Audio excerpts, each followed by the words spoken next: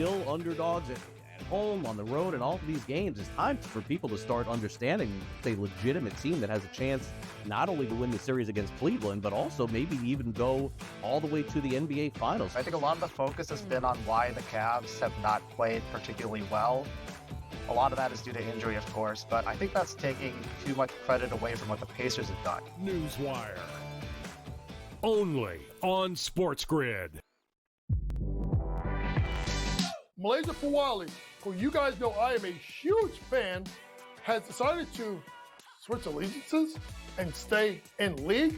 And now she's going to go play for Kim Mulkey. Her, Flau'jae Johnson in the backcourt. It's going to be interesting to watch. You wonder sometimes with roster construction, maybe too much is not too good. Betting above the rim. Only on SportsGrid. Jason Tatum underwent surgery to repair a torn right Achilles tendon. That is obviously a season-ending injury, and you know that's long rehab. You're talking that's a year. That's a year. I don't wish that on anybody. I don't. I hate that Achilles, knees and ankles. I don't like talking about them. I've said it a million times. But screw the Celtics. Pharrell, coast to coast. Only on SportsGrid. Two guys that can do it all. Too much electricity this morning. This is a good time. We're having a lot of fun. I had to do a triple take. Ka-ching! Why? Because of parity. I didn't mean to offend. Yeah, it's not going to happen. Load management is a dirty word. Let him rip. You know what? Circumstances provide the results. What? How do you do this once? Oh, Donnie, you got such a good show there. A network that is booming. The Early Line. Only on SportsGrid.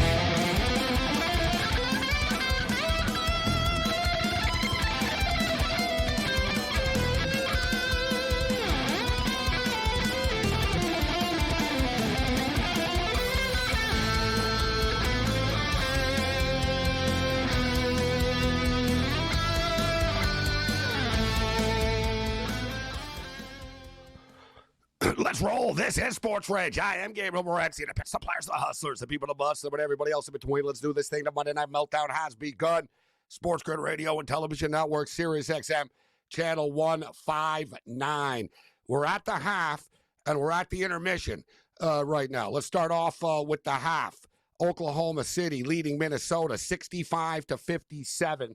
We absolutely smashed Game 3, first quarter, first half, and game for the Minnesota Timberwolves. Tonight was a little bit trickier, but I'm kind of kicking myself for not pulling the trigger on the Oklahoma City Thunder in the first quarter / first half. After getting humiliated in the fashion that they did, you knew they were going to bounce back tonight, but I wasn't sure they were going to win the game tonight. It was a tough handicap this evening. Like, oftentimes teams play as well as they do. They either can't hit a shot in the next game or they're just smoking hot for a couple of games in a row. And I kind of thought that Minnesota could potentially just sort of get smoking hot. But you know, it's not all bad for the T-Wolves. They're in this game. They really haven't played that well. It's sort of good news, bad news. Like, the thing with the Oklahoma City Thunder is, like, even if you're sort of only down by 7 or 8, we all see it. They go on these runs, and then suddenly a 7-point lead turns into a 22-point lead. But Minnesota's been lingering all night in this game, and they really haven't they haven't hit a lot of shots in the sense that Anthony Edwards has 4 points right now. Anthony Edwards has taken 2 shots in this game. And, you know, for the last couple of years, I hear the, you know, the NBA types and the media types and people online talking about how he's the face. He's the new face. New face of what? What the hell are you talking about? Like seriously. Oh, there's a new face of the NBA. Anthony has, yeah, okay. You know what I mean? Like, really? Guy's got 2 shots. You know, face of the NBA. Slow down. He's a good player. I've always thought the whole face of the NBA thing was comical. You want him to be the face of the NBA because you don't like it that all the other faces of the NBA aren't American. Let's call it out for what it is. There's a lot of faces of the NBA. Who's a bigger face of the NBA, Victor Wembanyama or Anthony Edwards? I'll say Victor Wembanyama, despite what ESPN wants to say. Right? Like, so, you know, face of the NBA. Okay, yeah, face of the NBA. He's got to do, if he starts scoring, they can get back in this game. And Randall's only got 5 points as well. So, truth be told, it's kind of a miracle that they're not losing by more. Oklahoma City just hits a 3 to get the party started in the second half. They're laying 6.5 right now. And as far as Anthony Edwards' number is concerned, so he's only got 4 points. His prop right now is 17.5. Anthony Edwards, 17.5. I think he's going to get there. He's going to have to start shooting. He's not going to have a choice, right? We've seen this with him in this series before, actually. He's been a slow starter. He hasn't really had a great series. We did hit it in game, and we did take the over. So it's 17.5 right now. He's at 4 points. As far as Randall is concerned, he's at 5. His prop is 13.5. I would sort of expect him to go over the number as well. I kind of like the Randall one better because it's lower. But Minnesota's got to be careful in this game. And Oklahoma City, they come out hot here in the third quarter. It's game, set, match for the night and pretty much the series. You're down 3-1. It's going to be over, right? I mean, Oklahoma City are winning the series. The only question is in how many games are they going to win the series in? It's going to be 5. It's going to be 6. I kind of think 6. I thought that Minnesota could – I was kind of thinking Minnesota gets the win. If you guys remember last week, I was pretty adamant about telling you that, you know what, the Knicks can lose at New York and go to Indianapolis and win, and they did. Although, thank God we got paid for the Pacers because they got up by 20, but that's another story. So, yeah, Edwards going to have to raise it up here in the second half. He did just score a basket. His prop is up to 19.5 right now, 68-61. We did like the over of this game, and I'm kind of upset with myself with just not sort of smashing the over. I got a little bit more on the over than I do the T-Wolves plus the 3. But this total, though, one smart thing I did, and I've made a lot of mistakes over the years with in-game betting, chasing sort of overs. Right? You get caught up. Everybody's hitting shots. It's a track meet. Look at this. I'm going to get the in-game over. But if you're going to do it, you got to strike early. Right? You can't just sort of wait for it. And I caught on early in the game. I said, wow, this game is, this game's just going back and forth right now. So we took the over 219 pregame. Then I pulled the trigger on an over 230.5, and it actually got all the way up to 246.5. And I came close. I was like, that's just a little too high. I came close to clicking a couple of times at 242 and a half, 243.5, and I didn't. I was like, it's a very high number. It's got to slow down a little bit. Let's just back off and see what happens at the half. Here we are right now. The current in-game total is 235.5, and here come the Timberwolves. They've cut the lead to 4. Third period has started in Sunrise, Florida, and the Florida Panthers flatter than a 2-day-old Budweiser tonight. Sort of to be expected. They're up 3-0 in the series. I think they thought Carolina would just sort of roll over. As good as the Panthers are, and they're great, number one, they're boring as hell. Like, this series is torture. Let's just call it out for what it is. Like, what's the basketball's back right now, so let's go to the basketball. We'll go back to the basketball right now. The PWHL game was better than the NHL game was. And congratulations to the Minnesota Frost, as the Frost are your PWHL champions. They win the cup again, we should note, again. And the Florida Panthers nearly just scored, but didn't. We'll keep our eye on this for you. But, the PWHL, they played 2 years. Minnesota has won both cups. They won the inaugural championship last year. They just beat Ottawa tonight. All 4 games went to overtime. And all 4 games were a 2-1 final score. Minnesota wins the best-of-5 series, 3-1. A lot of stuff going on this week in, championships and tournaments. And speaking of which, congratulations to Team USA. Although nobody noticed. Team USA wins the World Hockey Championships. Pretty impressive run. It was a deep pool of players in this World Championship. Hell, Canada couldn't even get a medal. Canada got bounced by Denmark, right? So Canada gets bounced by Denmark. The USA win the World Hockey Championships. But that's why I'm such a big fan of the World Hockey Championships, and I respect the players so much that play in this thing, because you really don't get anything out of it. You really don't. If you lose, you get criticized.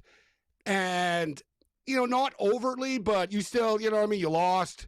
Nobody's ripping Team Canada's players. Nobody really paid attention to it, right? I've always said this. There's a difference between, I'm a big hockey fan. No, you're not a big hockey fan. You're an NHL fan. Are you watching a Memorial Cup? No. Are you watching the NCAA? Are you watching the Frozen Four? Right? Are you watching the PWHL? Right? Are you watching the AHL playoffs right now? No, you're an NHL fan. right? There's a lot of people, they say, oh, I'm a big football fan. No, you're an NFL fan. You don't like football. You like the NFL. Like, there's a lot of other leagues. You watch, no, but I don't watch the other leagues, but I love football. It's like, nah, not really. You like the NFL, right? It's the same thing. It's like UFC. People like the UFC. Doesn't mean you like MMA because you like the UFC, right? You know what I mean? There's sort of levels to this stuff. So the U.S. team, what do they get out of this? Like, seriously, they just spent 2.5 weeks in Sweden and in Denmark. They don't get paid for it. And pro players don't like playing for free. So they're, number one, they're playing for free. What's like the big glory? Nobody even notices, right? How many people no one's going to be waiting there at the airports for the U.S. players to come back. I think more people in Canada know that U.S. won than people in America know they won, right? You don't really getting anything out of it besides damn pride and knowing that it's a super hard tournament to win. And it's a great feather in the cap for any player. It's like a big, it's a memory for life to win this tournament. So congratulations to the Americans. Let's roll.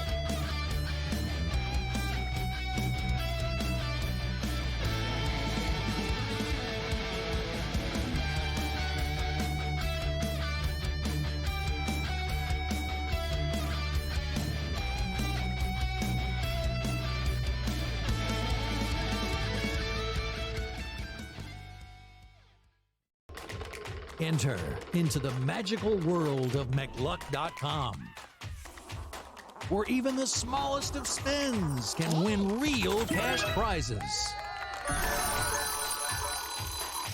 Adventure into over 1,000 of the best Vegas-style slot games. So what are you waiting for?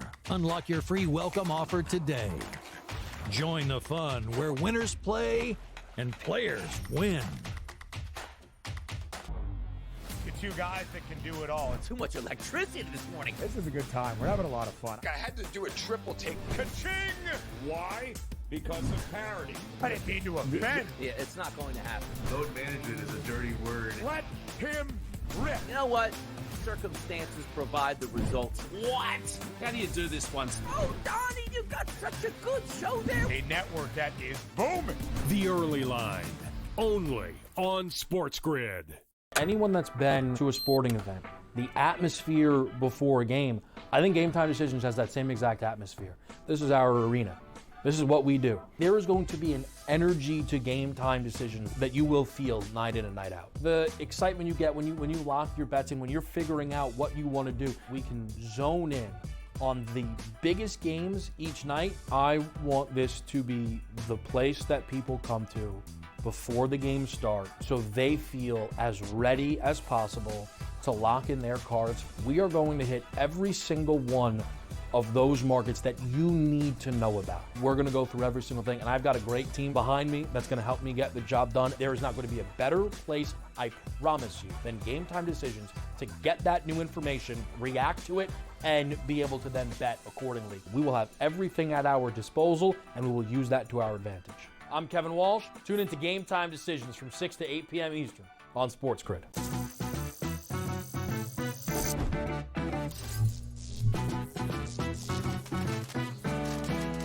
Did you know sportsbooks tend to draw up tighter bet lines for events that get even more bettors, like championship games or major matchups? My tip? Try betting on less popular sports. You might have a better shot at beating those odds. Now, go get lucky. See you in Las Vegas. Let's get lucky.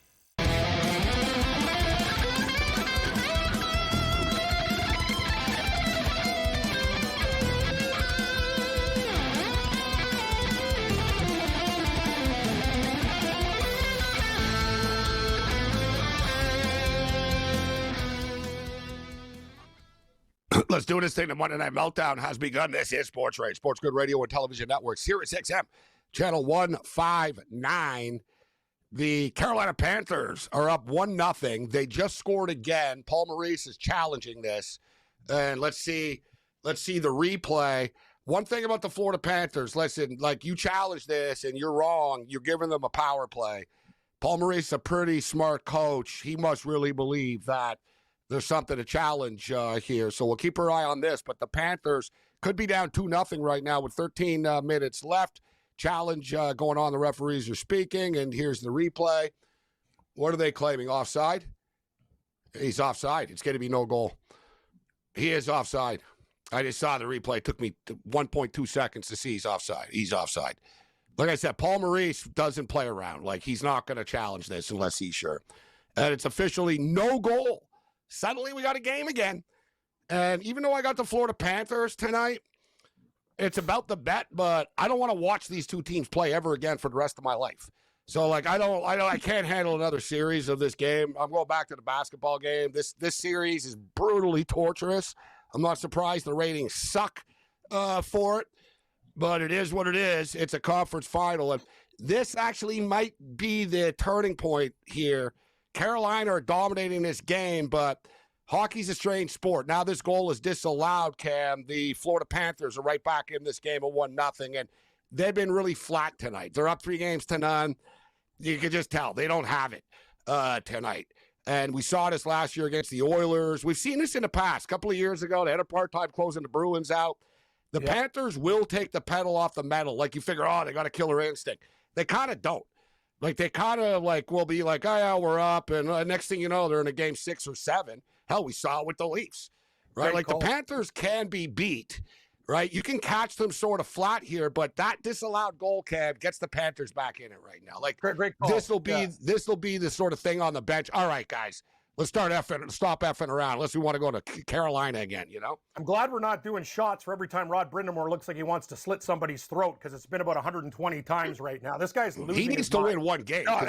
He's not going to get fired, but he needs one game to shut people up. You know. Here's another thing too. I'm on Carolina. I was on with Joe earlier, and Gabe, you know how hard it is to sweep teams, and that's a great point by you. Let's remember, Carolina was dominating Edmonton in the Stanley Cup final, and Edmonton came back and almost won in the 7th game. Carolina has been the better team for a big chunks of the series, but hockey's not fair, like in life. And Paul Maurice has challenged 2 goals. It changed the other game too. He was right both times. He's an absolute brainiac when it comes to this stuff, always does the right thing. And this could be a turning point for a Panther team that hasn't looked very good tonight. Carolina needs another one. They need the next goal, or they could be in big, big trouble here, only up 1.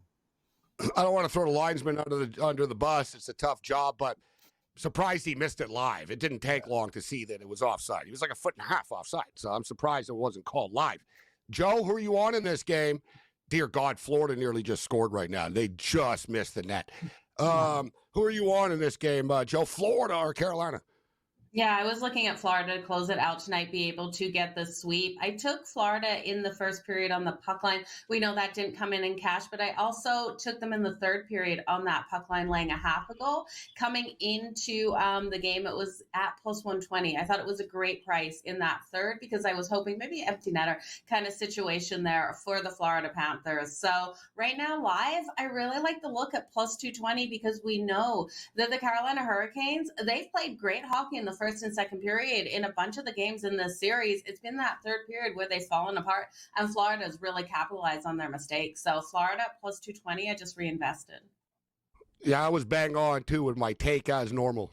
But the Panthers they played their best hockey of this game in the last 2 minutes since that disallowed goal. Like, you see, they're all over them right now, right? Because it goes from, you're on the bench, you're sitting there, and you're kind of frustrated now if you're Florida. You're like, all right, this kind of sucks. We're getting outplayed. We're down. We got no life. The other team scores. Then on the bench, you're like, oh, son of a bitch. I got to pack, and I got to go to rally again, right? And, you know, like, they're human. So their mind starts to race and think, oh, God, like, now this stretches out for another 3-4 days, right? But suddenly you get, like, the reprieve. It's like, oh, it's no goal. All right, guys, it's no goal. We're only down 1. And now we're seeing their pressing. I'm with you, Joe. I wouldn't be surprised if overtime is coming in this game. I think overtime is on its way here. Yeah, I just checked that overtime bets coming in at plus 190. I think it's a great way to look. Like pregame, it was plus 320, but you've got a really tight game here. Just 1-0 for the Carolina Hurricanes. So I think that's a great look, Gabe. We talked to Gabe about like goal props, and it's something very important in this series. And Joe and I talked about it. They're not giving, like Bobrovsky, Carolina, for them to win, they have to play their game. All they do is throw pucks at the net. His total was 23.5.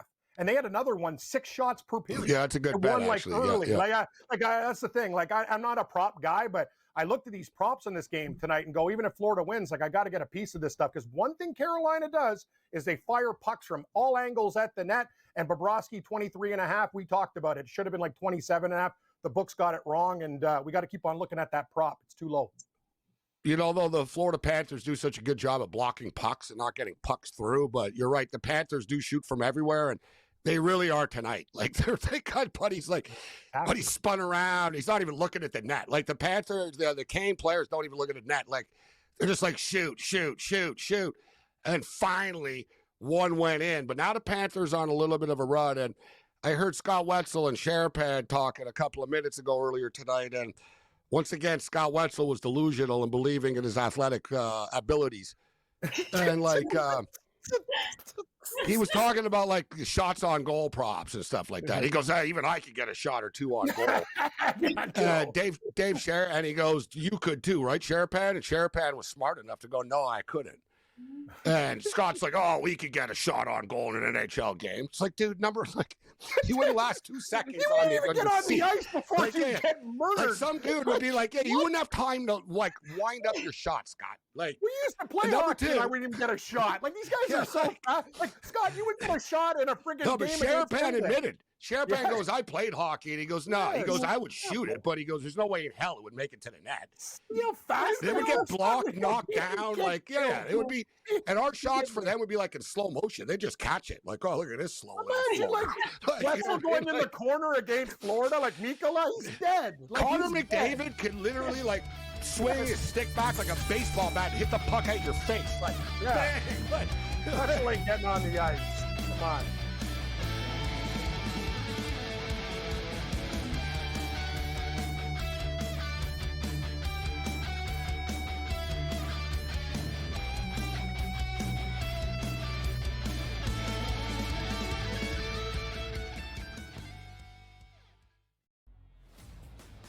Your college performance does not relate to the National Football League.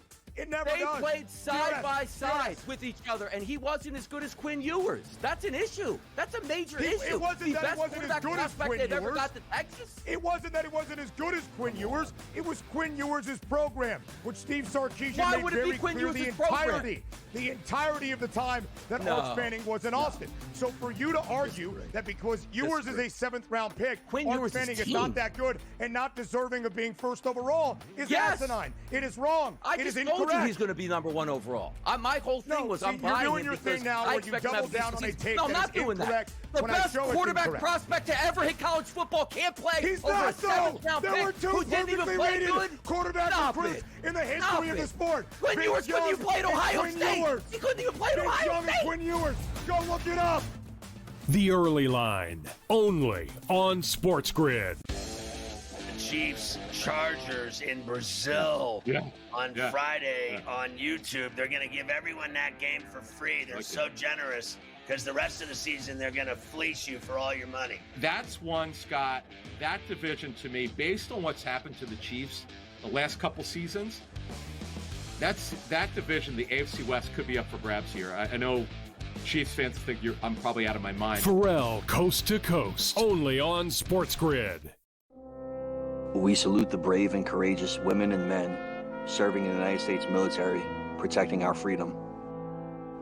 Please take time this Memorial Day weekend to honor the memory and sacrifice of our military veterans and their loving families, and those who have made the ultimate sacrifice in their service to our nation.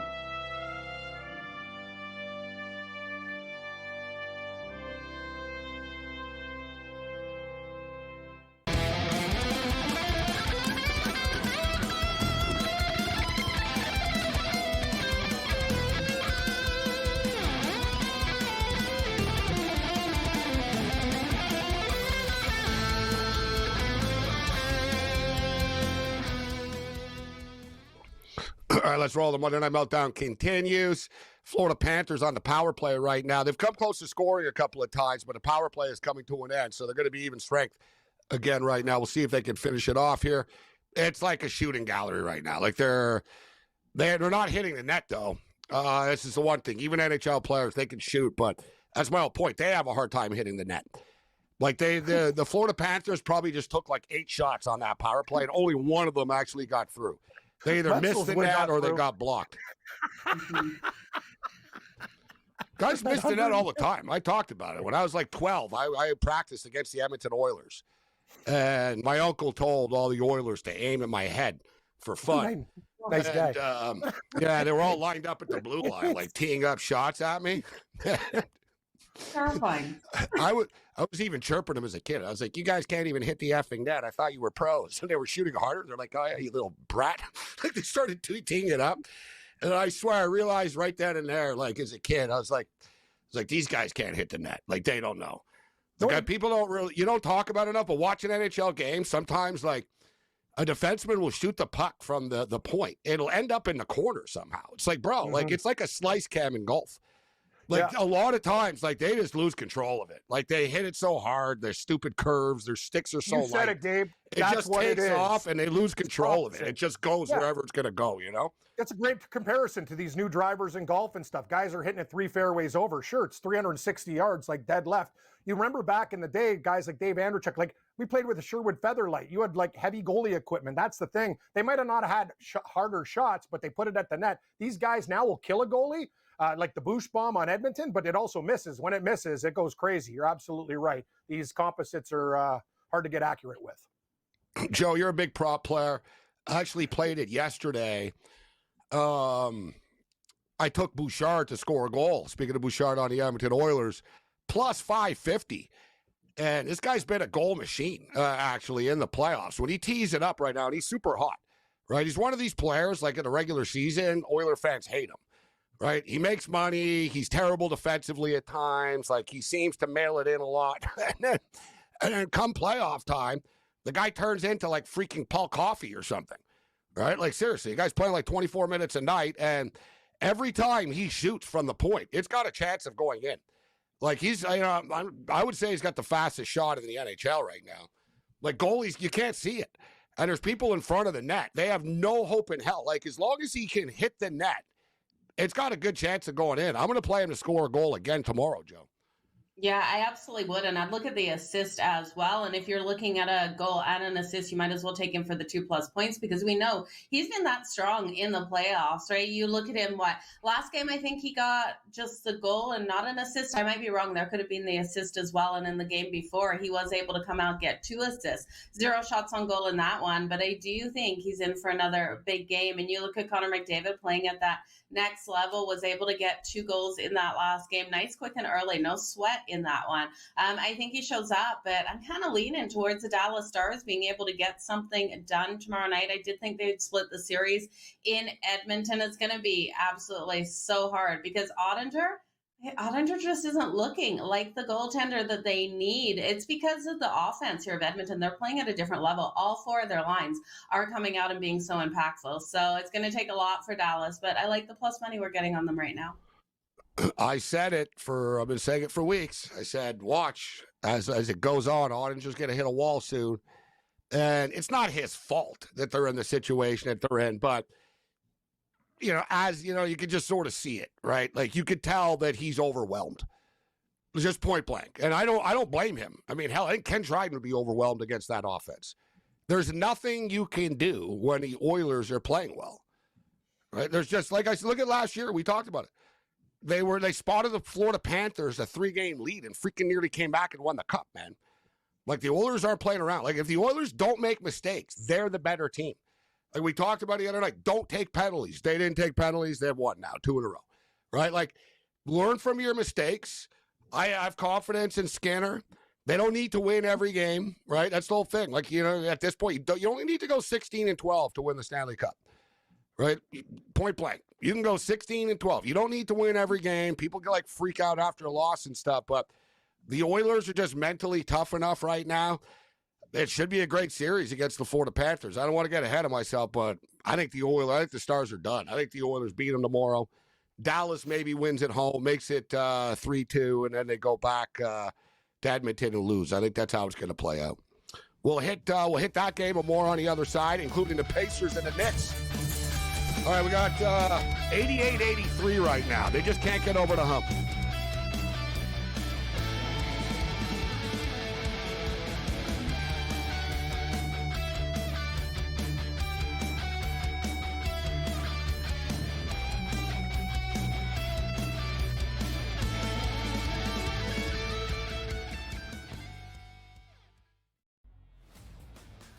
your college performance does not relate to the National Football League.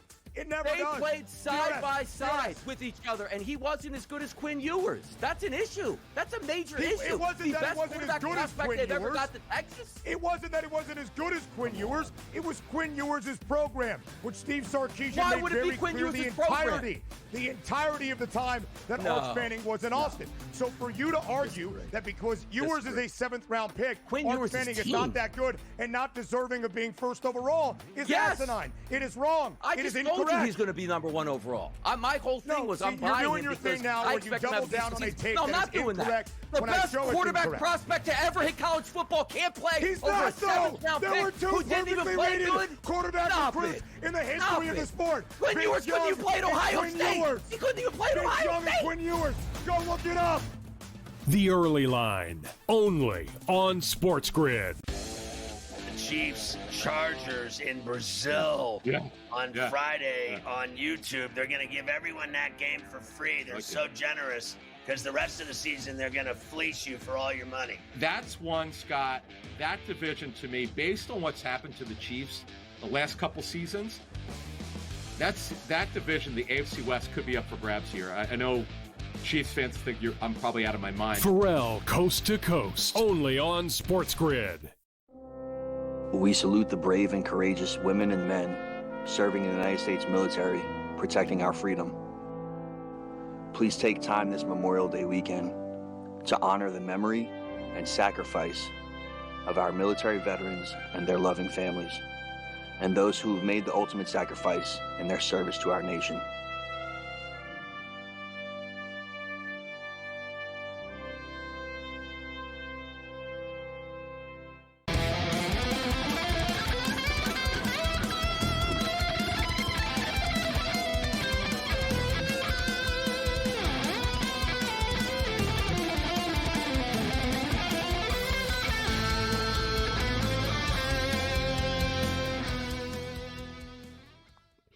Monday Night Meltdown continues. The Florida Panthers have dialed it up a notch, but it might be too little too late. They've been flat all night.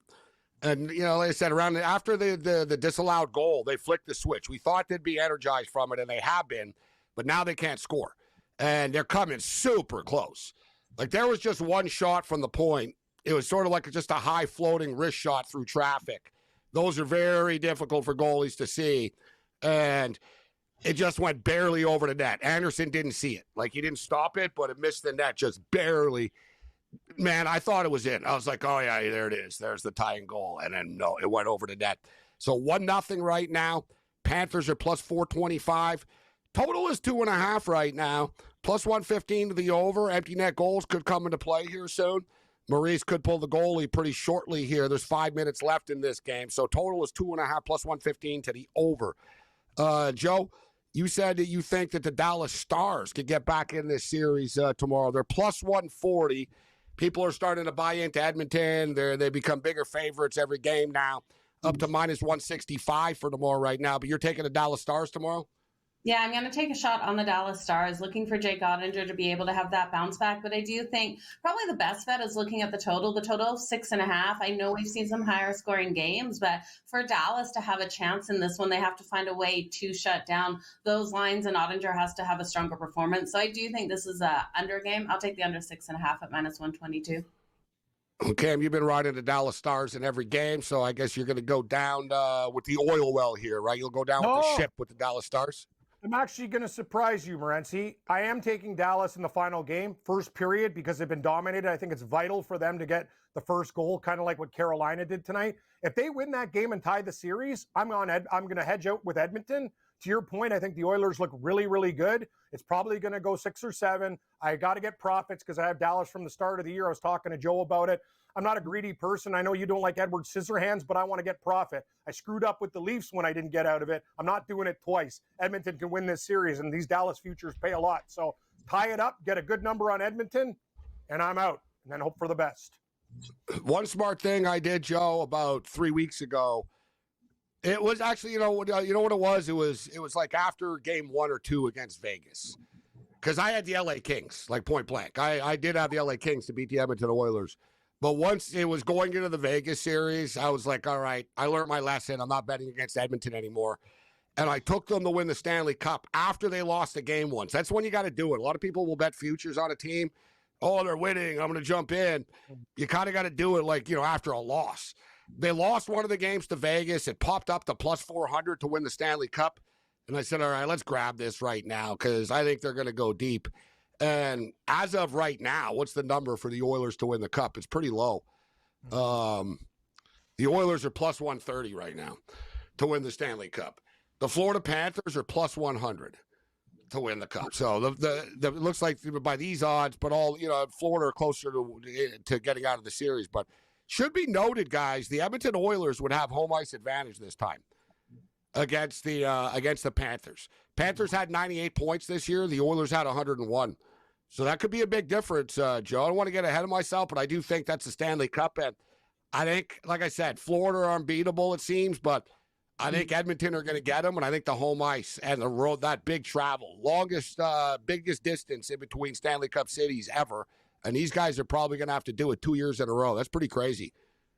Yeah, it's super crazy here, and I'm on the same page with you. I took Edmonton a little bit later than you did, though, but I was in the same situation. I thought the Kings would come in that first round and take out the Edmonton Oilers, and I really do think with them not stepping up in that first round, capitalizing on Edmonton when they were not 100% healthy, did everyone a disservice, because now I do think Edmonton is going to cruise through Dallas at the end of the day. I have them in 6 in the series at plus 195, and then I did take them to hoist the cup when they're about plus 230. So it has come down a little bit in value, but I still think it's worth a look at the Edmonton Oilers to hoist the cup. And then Connor McDavid for the Conn Smythe, because if they're hoisting that cup, he's getting the Conn Smythe, in my opinion.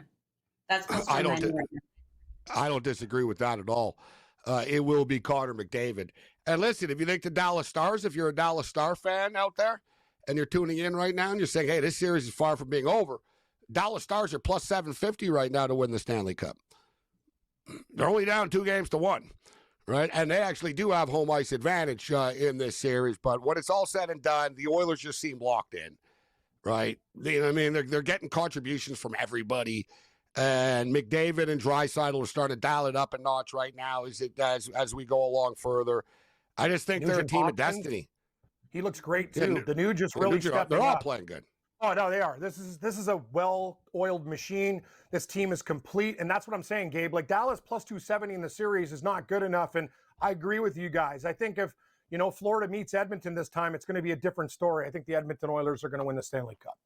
Oh, maybe. Carolina just scored for real. It's 2-0. This game's over. Oh, thank you. Yay. That 2.5 is going to hit to the over now because it's 2-0 with 2 minutes left, and there's going to be an empty net goal here. Mm-hmm. They already had this was an empty net goal, but I imagine they pull a goalie again, right? Since they're down 2. Did Aho score? Yeah. Amazing. Yeah, this is great. Yeah, the props are really coming in, Joe. All these crazy things. I think he fed it. I actually think it might have been Aho. Actually, I don't want to get your hopes up. I think it is. Yeah, because Buddy didn't shoot. He gave it to Aho. He could have scored on the net. Stankoven could have scored. Stankoven had it wide open in front of the net, and he passed it. He could have scored. What a teammate! Easily. Great guy. Me, that's fantastic. I have him too. So 7 shots already for Aho. So Cam, if you took that bet we were talking about, I did, Joe. Combined for the shots and points over Great call by you, Joe. I got Gabe. There was another bet that Joe gave me on the air.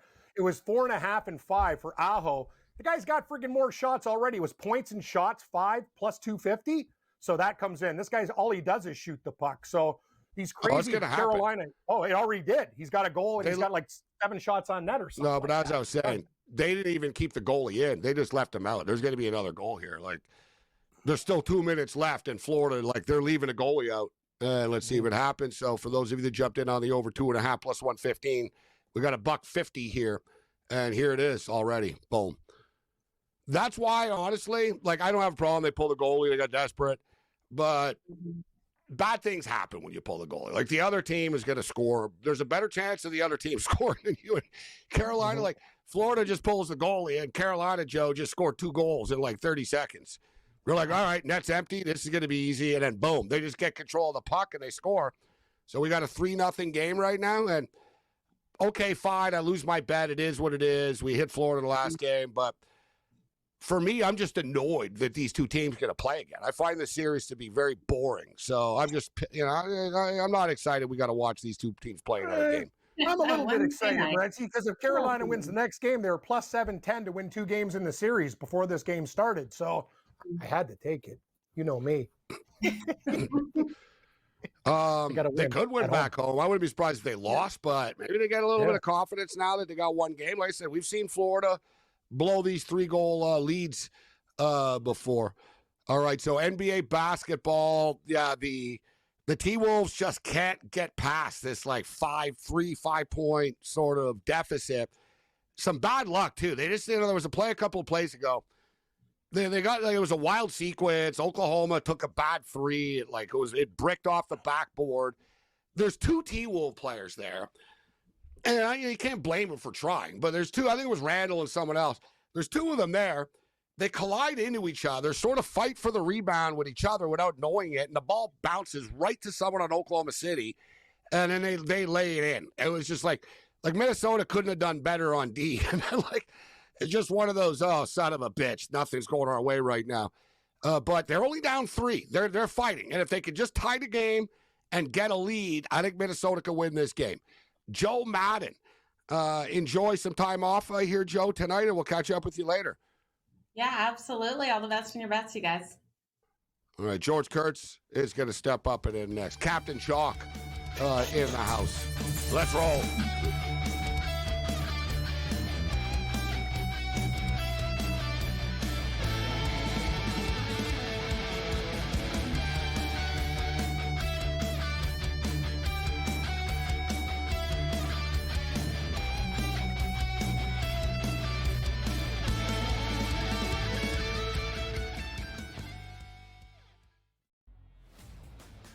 Your college performance does not relate to the National Football League.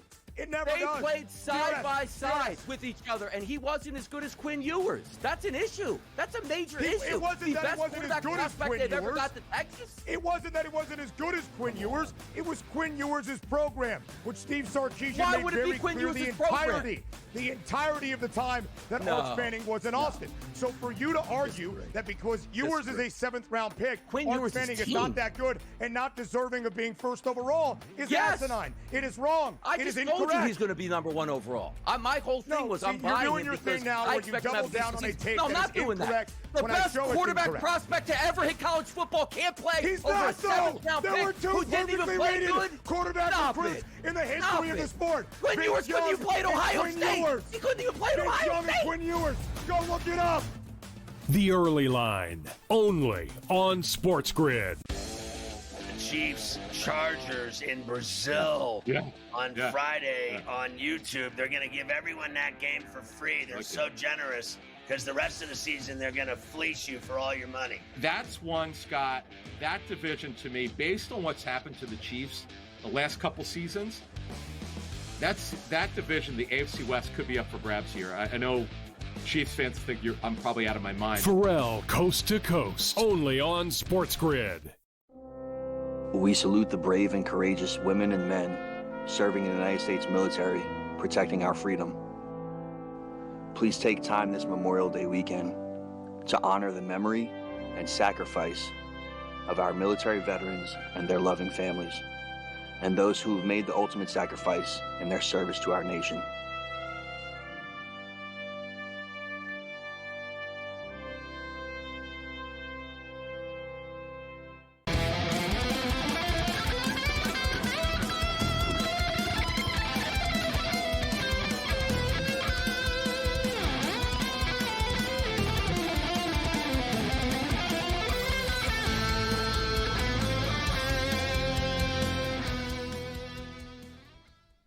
This is SportsRage. I'm Morency. Pits the players, the hustlers, the people that bust them, everybody else in between.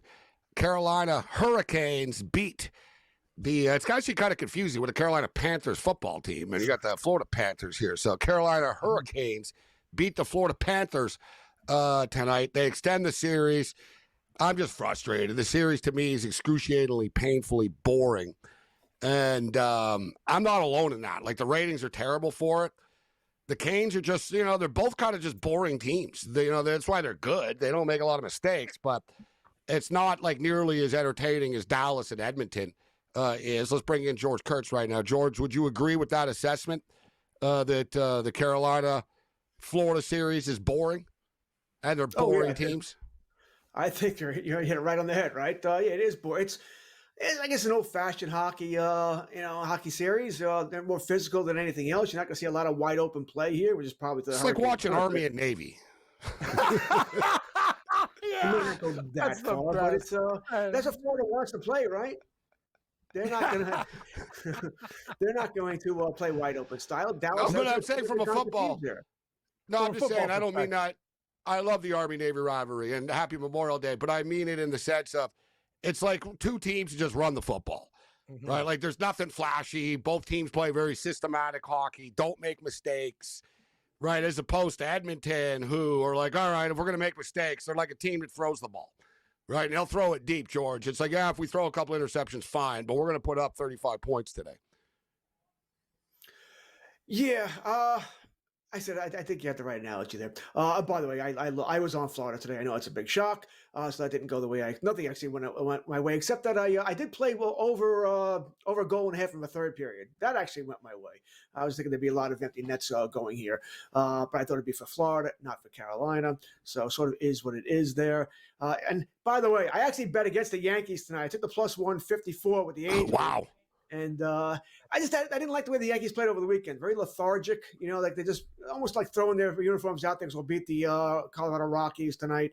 And I think Yarbrough might struggle a little bit in what is essentially a bullpen game for the Yankees. But hey, so far they had one big inning again, got 4 runs, and here we are. Yeah, they just put up a 4-spot in the fourth. Aaron Judge is actually batting right now as we speak. So we'll keep our eye on this, see if Judge goes deep. Ohtani went deep tonight. It his 19th home run of the season. What's he on pace for? I don't know, like 60, 65 type thing? I was thinking about it, so we're not 2 months in yet. They played those 2 games in April, but let's say 2 months of baseball. 53 games. Pretty much everything is times 3 right now. So he's on pace for 57 plus. Yeah. 54 would be a third. So he's played 53. So there you go. Oh, was tonight? Actually, tonight might have been 54. Did I refresh this? No, yeah, tonight was 54. Let me ask you. Played 1/3 of their season. Interesting. Do you think he gets to? He's going to get to 50. I believe he gets to 50. Yes. Do you think he gets to 60? It's almost like, does he want to? If he wants to, hey, yeah. It's not summertime yet, too. We know the ball travels. The ball's going to start to travel more soon, too. Yeah. Do I think he's going to get to 60? I mean, he gets over 50. I would probably put the over-under right now at 55.5, and I'd be afraid to take the under. Yeah, like I said, right now he's on pace for 57. 57 even here. So he's already got the over there. You can't pitch around him, right? Because you got too many other guys. You got Betts, you got Freeman, you got too many good bats in the lineup here. It's not like you can't avoid the guy. If he wants to, I think he'll hit 60 home runs. I just don't know if he's going to be always going to pull everything, swing for everything. I also think the Dodgers eventually they're not going to be as injured as they are. I think they will pull away in the National League West, and they'll just be getting ready for the playoffs here. And I think that could slow things down as well. I'll take over 50, probably over 55, but just short of 60. Yeah, I don't know if they're going to slow down. These other teams aren't going away, right? It's pretty crazy that the Giants are keeping pace like this. But you've got to believe eventually the Dodgers sort of wear them out with the wins. And one thing with Ohtani too, it is what it is, right? We all knew he was going to come back and pitch eventually, and the Dodgers have to live with the risk, right? It is what it is, but he's coming back. Like he faced live hitters, like he's on pace right now for real, and the plan is to have him as a starting pitcher. But, on the plus side, you know what? It'll be like every 6 days, not every 5 days. But you're still risking the injury, yet the Dodgers could use him, right? I mean, this is what they signed him for, George. So, we got to live with the risk of this, but it's scary with him taking a hill now. I'm going to find it interesting. Like, all right, he had a bullpen session. He'll have another 1, maybe 2. How's he going to pitch in games? Understand where I'm going? He's not going down Albuquerque. Very interesting. Yeah, normally you get the rehab. He's not going to go pitch in Oklahoma City. Exactly, now Oklahoma City. It'll be simulated games. It'll be simulated games with the Dodgers. Simulated? That's probably what it has to be. And not quite, I mean, listen, pitching's pitching. As long as the adrenaline's up there and he gets his pitches in, he should be fine. But I'm guessing It's his a good first point. Major League start You will can't be... send him down to Oklahoma City for a week or two. He's not going down to AAA. That's not Be the happening. best. Not even on a Otani day and off. They OKC. wouldn't even do that on a day off, by the way. If it had to be his pitching day on like a Thursday and they're off, they're not going to send him down. He's like a smoothie king. Yeah. He's good enough that they'll just have to say, all right, he's just going to step right onto a Major League Baseball mound here, right? But they've been very patient with him. Like, I remember last year in the World Series, he was throwing in the bullpen for whatever reason, right? It was literally World Series games, and during the day, the guy's throwing like 99-mile-an-hour fastballs in the bullpen. And people are like, man, the guy looks like he can pitch right now. And same thing. From the reports, everybody was like, dear God, like, it looks fine to me, right? Like when he's throwing. You're good. Right, His ball so. was all over the place, man. He looked like he could Yeah. pitch his next time if you want to give him an inning or two. He's going to be good. He's a freak. He's just a freak. All right, so he's going to be good. I prefer him as a reliever personally, but. See, I don't like that because I don't want to bring him in cold. Not Otani. That's the thing. A good call. I know. I'm But the not thing sure is, with as the DH, he couldn't really be cold. He could easily be warming up during the game. That he could do as the DH. True. Right? He could throw in the bullpen, come in and hit, and go back to the bullpen after if he wanted. I'm telling you right now, I'm not opposed to it either. Let's just say in the playoffs, right? We need someone in the ninth inning or something. Like, listen, he had never pitched in relief in his life until the ninth inning against Mike Trout and company to win the World Baseball Classic.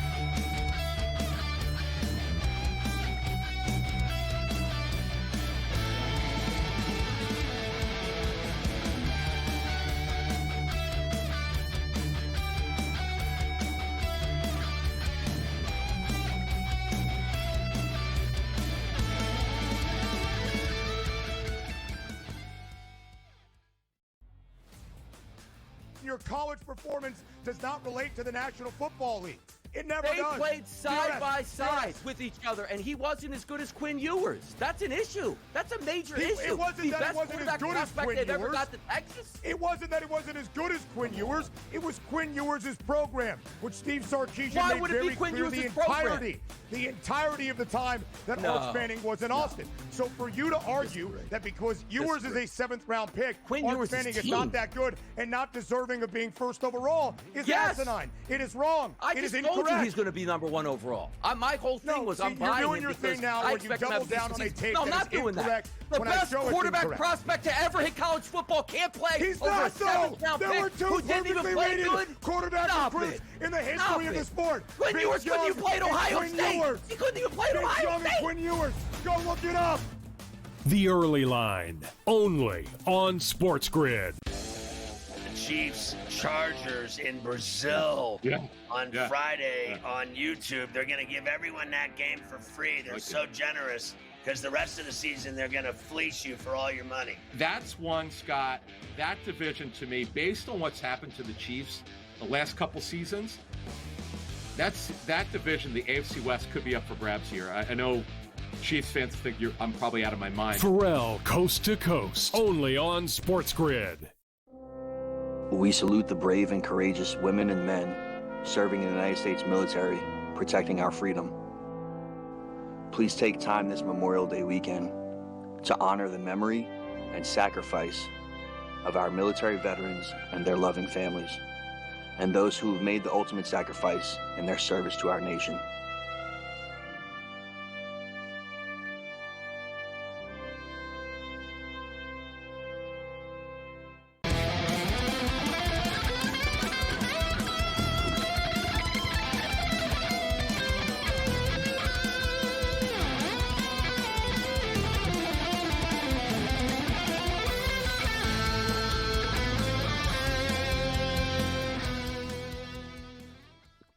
.109 to 100, 6 minutes left.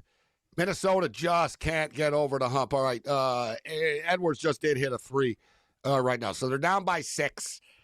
In-game total is 240.5 right now. That kind of feels high. I'm on the over 219, and I'm on the over 230.5. We're also on the Minnesota Timberwolves +3. I already lost the hockey game, so I'd really like to just cover the number here, get the 3. Although we do have more on the over, but still. Frustrating to bet on the Florida Panthers. I don't like them. I don't like betting on teams. I don't like. I kind of had a weird feeling. I knew the Canes would not win Game 3. It was just one of those. Yeah, they're not winning tonight.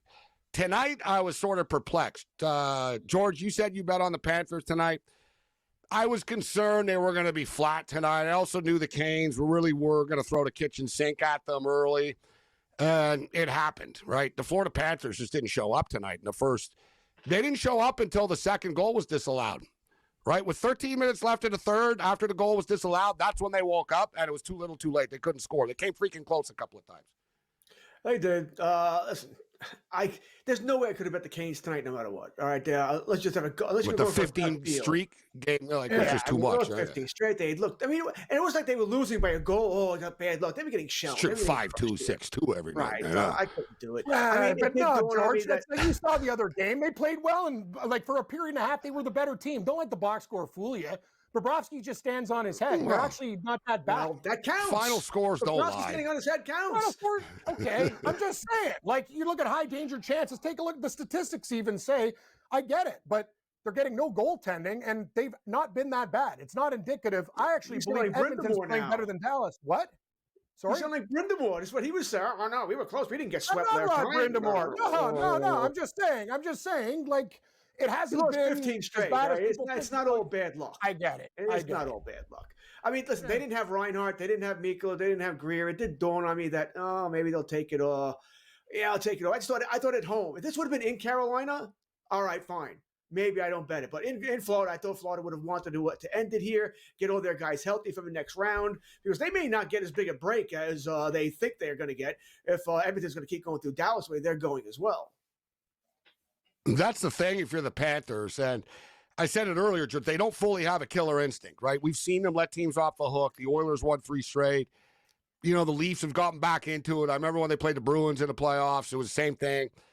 So, like, we've seen this before with the Panthers, and I sort of thought that they would be eager, to finish this off, kick back, watch Dallas and Edmonton play for another week.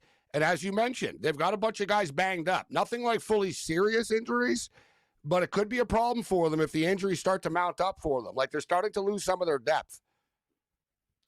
I said we don't really know how bad the injury to Reinhart is. They're not going to tell us, right? His knee could be, in well, 3 they don't need to rush him back yet, right? They're down there. There's no need to panic.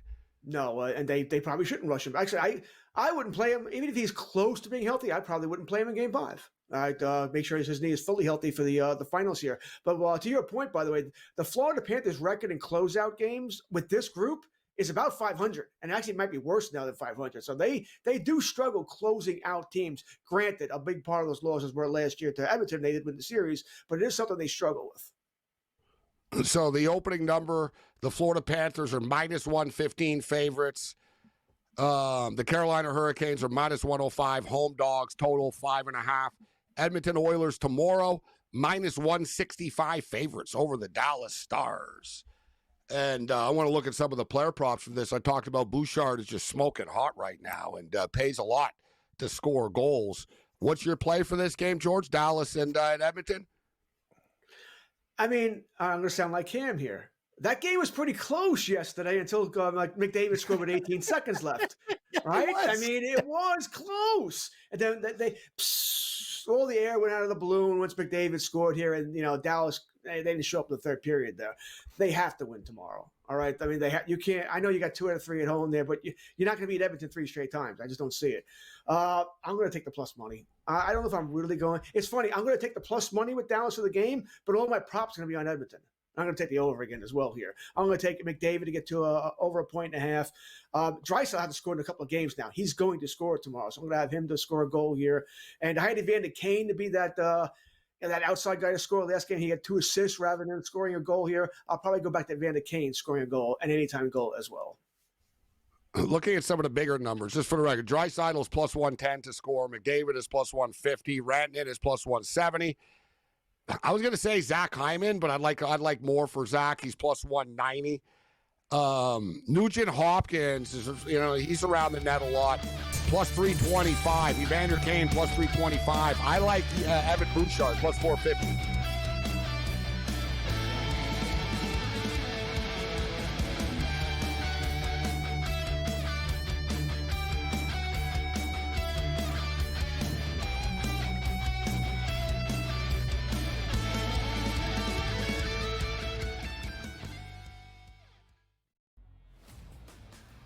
college performance does not relate to the National Football League.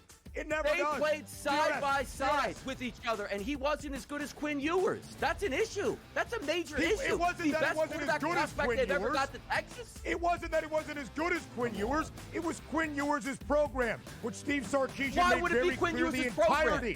the entirety of the time that No. Arch Manning was in Austin. So for you to argue that because Ewers is a 7th-round pick, Quinn Arch Ewers' Manning is team. not that good and not deserving of being first overall is Yes. asinine. It is wrong. I It is just told incorrect. you he's going to be number 1 overall. My whole thing was I'm you're buying doing him your because thing now I where you expect him to double have down decent on a season. take No, I'm that not is doing that. incorrect The when I best show it's quarterback incorrect. prospect to ever hit college football can't play He's over not, a 7th-round There were pick two who didn't even perfectly play rated good. quarterback Stop recruits it. in the history Stop of it. the sport. Quinn Vince Ewers couldn't Young even play at and Ohio Quinn State. Ewers. He couldn't even play at Vince Ohio Young State. and Quinn Ewers. Go look it up. The Early Line, only on SportsGrid.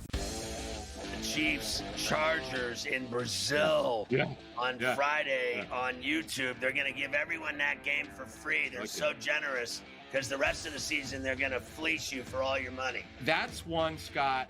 That division to me, based on what's happened to the Chiefs the last couple seasons, that division, the AFC West, could be up for grabs here. I know Chiefs fans think I'm probably out of my mind. Pharrell, Coast to Coast, only on SportsGrid. We salute the brave and courageous women and men serving in the United States military, protecting our freedom. Please take time this Memorial Day weekend to honor the memory and sacrifice of our military veterans and their loving families, and those who have made the ultimate sacrifice in their service to our nation.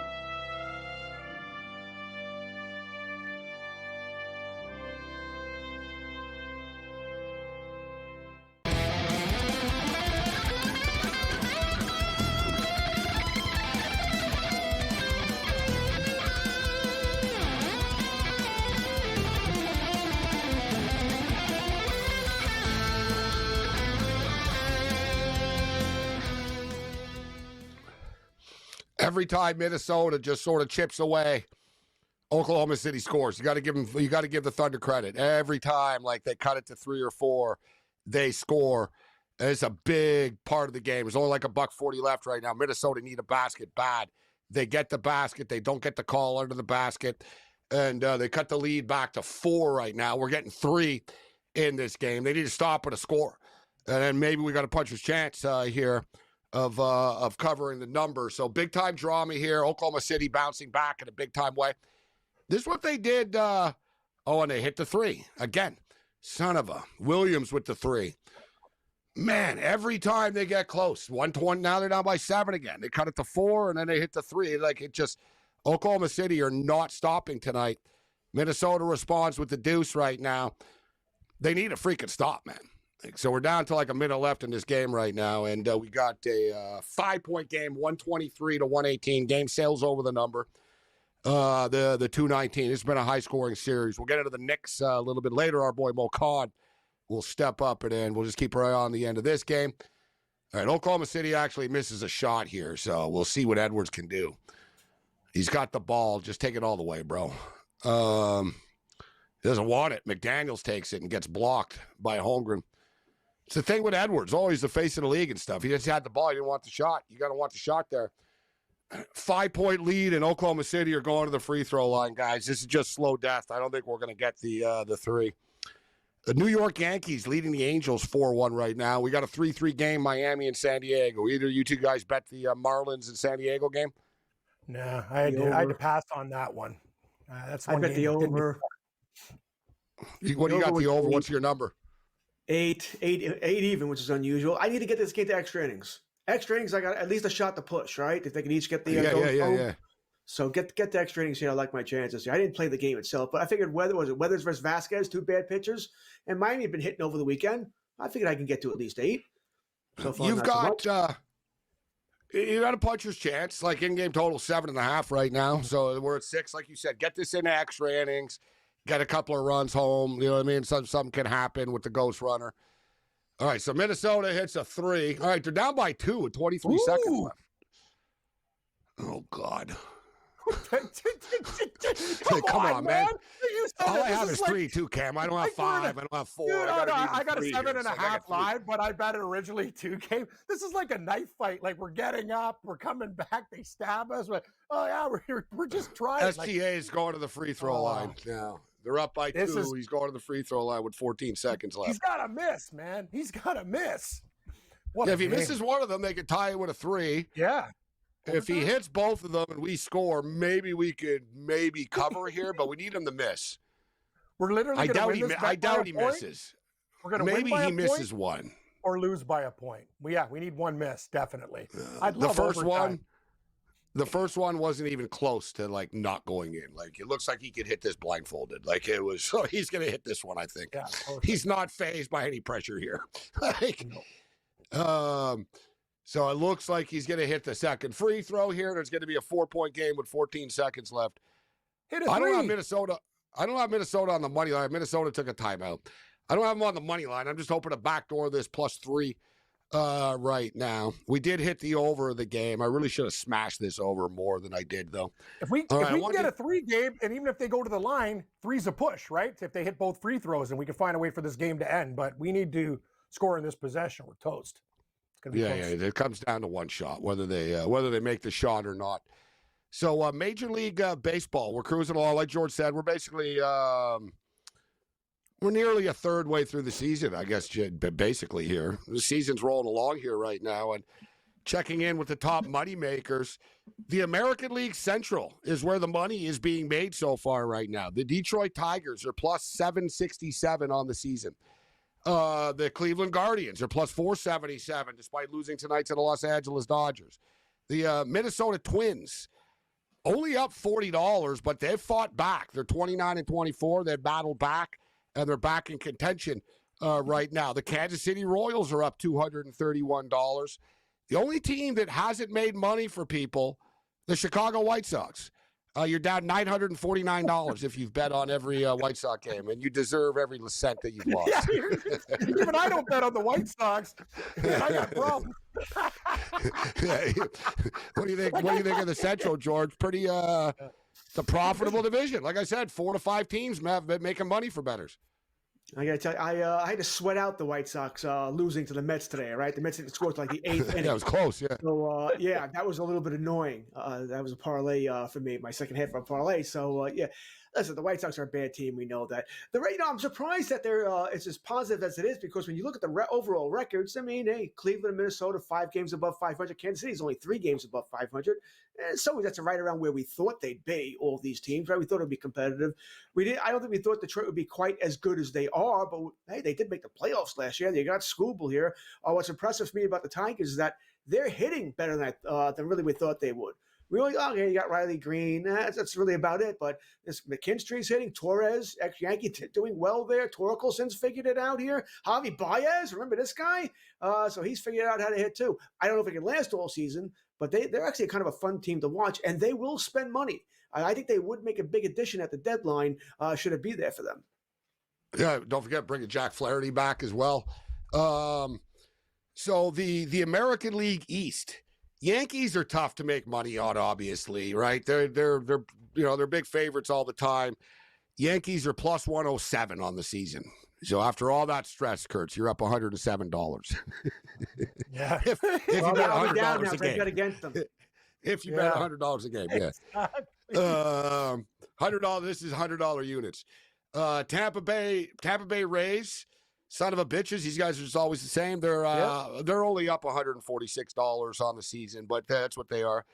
The Blue Jays are pretty typical. It's a typical Blue Jay season. They're -68. Yep, exactly. Classic Blue Jays. Here's the Blue Jays. Hey, we sweep the Padres, and then they play the Rays. Ooh, they get swept. They'll lose 4 in a row, win 4 in a row, lose 5 in a row, win 3 in a row. Like just what they do. Yeah. Played your asses off against San Diego, and then here comes as soon the as Rays. you think the Jays are good. Exactly. They'll disappoint you, and as soon as you think, man, this team sucks, they'll rattle off 6 in a row. I figured it out. Nice win That's the versus thing. DeGrom. That was a nice win for the Jays versus DeGrom. It was a very great gritty win, George, but they do it in spurts. Gabe's right. Like they'll sweep, they'll get swept. They'll do like they need to go on a run. Like a good team like 8-2 and 10 and win 2 out of 3, 2 out of 3, 2 out of 3. That's what they have to do, but they do it in chunks, and you know that. That's typical Blue Jays. These guys, they'll win 3 or 4, and then they'll get swept. Like, they can't get it together. They got to be more consistent and go win series. 2 out of 3 is fine. Man, these last few seconds are taking a long time here. Yeah. It's What's the Orioles 125. number, Gabe? What are you down, 125 to 123. Oklahoma City are hanging on. They got a 2-point lead. They have the ball, though. They just had a problem inbounding the ball. Caruso had to call a timeout. Minnesota was playing good defense. So they got to get the ball in bounds. We got to hope that they miss a free throw again here or they turn it over somehow. But it is 125 to 123 right now. All right, we got our boy Mo Cod stepping up and in a couple of minutes here. So as far as the baseball, Baltimore are down a lot of money, $1,626 on the season. And in fact, they've lost the most money in the league beside the Rockies. And how about this, guys? The Rockies, minus $2,755. You'd be up $2,755 if you bet against the Rockies every day. It really is like crazy. They're 9-45.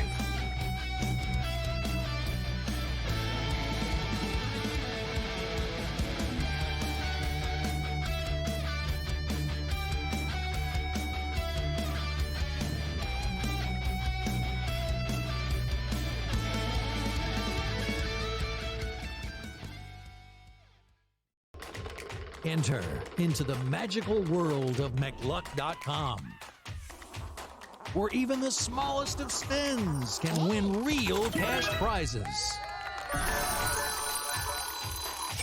Adventure into over 1,000 of the best Vegas-style slot games. So what are you waiting for? Unlock your free welcome offer today. Join the fun where winners play and players win. Two guys that can do it all. Too much electricity this morning. This is a good time. We're having a lot of fun. I had to do a triple take. Ka-ching! Why? Because of parity. I didn't mean to offend. Yeah, it's not going to happen. Load management is a dirty word. Let him rip. You know what? Circumstances provide the results. What? How do you do this once? Oh, Donnie, you got such a good show there. A network that is booming. The Early Line, only on SportsGrid. Anyone that's been to a sporting event, the atmosphere before a game, I think Game Time Decisions has that same exact atmosphere. This is our arena. This is what we do. There is going to be an energy to Game Time Decisions that you will feel night in and night out. The excitement you get when you lock your bets in, when you're figuring out what you want to do, we can zone in on the biggest games each night. I want this to be the place that people come to before the games start so they feel as ready as possible to lock in their cards. We are going to hit every single one of those markets that you need to know about. We're going to go through every single thing, and I've got a great team behind me that's going to help me get the job done. There is not going to be a better place, I promise you, than Game Time Decisions to get that new information, react to it, and be able to then bet accordingly. We will have everything at our disposal, and we will use that to our advantage. I'm Kevin Walsh. Tune into Game Time Decisions from 6 to 8 p.m. Eastern on SportsGrid.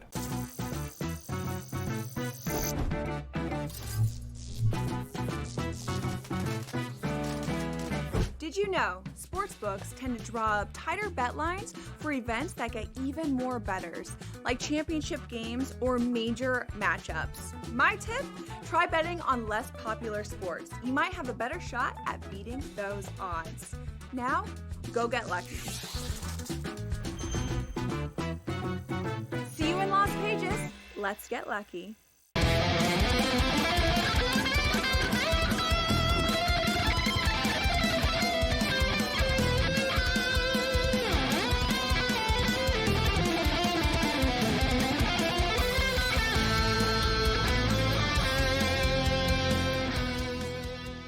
All right, so this is getting stressful, and it's these odds makers are pretty good at their job. They made it 3-point spread, although they made it 3 the other night, and they lost by 42. But Oklahoma City are up by 3 right now.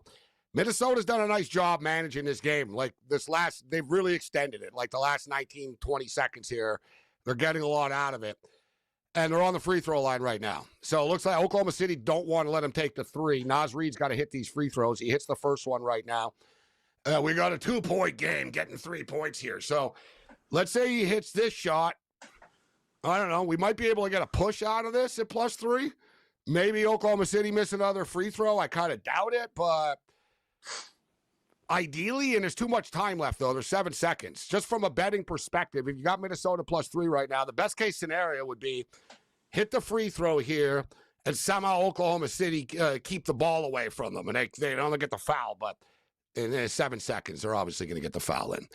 So here it is. They're down by 1 right now with 7 seconds left, and they foul quickly. Nice job by Oklahoma City getting the ball to SGA. Our boy Mo Khan steps up and in and takes one for the team right now. Can't see the game. Joining us right now. What's going on, Mo? I am well, Gabe. Quite the events in Montreal last night with the CEBL, but a lot going on with this NBA game. I thought Rudy Gobert did not play as well as he should have, and Julius Randle, his shot selection was not that great today. I thought OKC's bigs were a lot more dominant where Minnesota's bigs were not. So quite the fascinating game that we had with T-Wolves and OKC right now. Yeah, we'll get into the Montreal game, which is super cool. The CEBL, they played a game outside yesterday, and it looked like the weather held up. I was beaten down after a long Saturday night yesterday. But, it was nice, actually. We did bet on Alex Palou to win the Indianapolis 500, and we cashed that ticket, and I had a couple of drinks, too. And when I woke up and I saw my bet, I was like, man, you bet a lot more money than you should have on the Indy 500. You're like, man, anything can happen. Right? And then I passed out, Cam. I passed out. I didn't see the race. I wake up, and I'm like, oh, he won. He won. Don't you love checking your account? I did it the other night. I'm like, wow, there's like $690.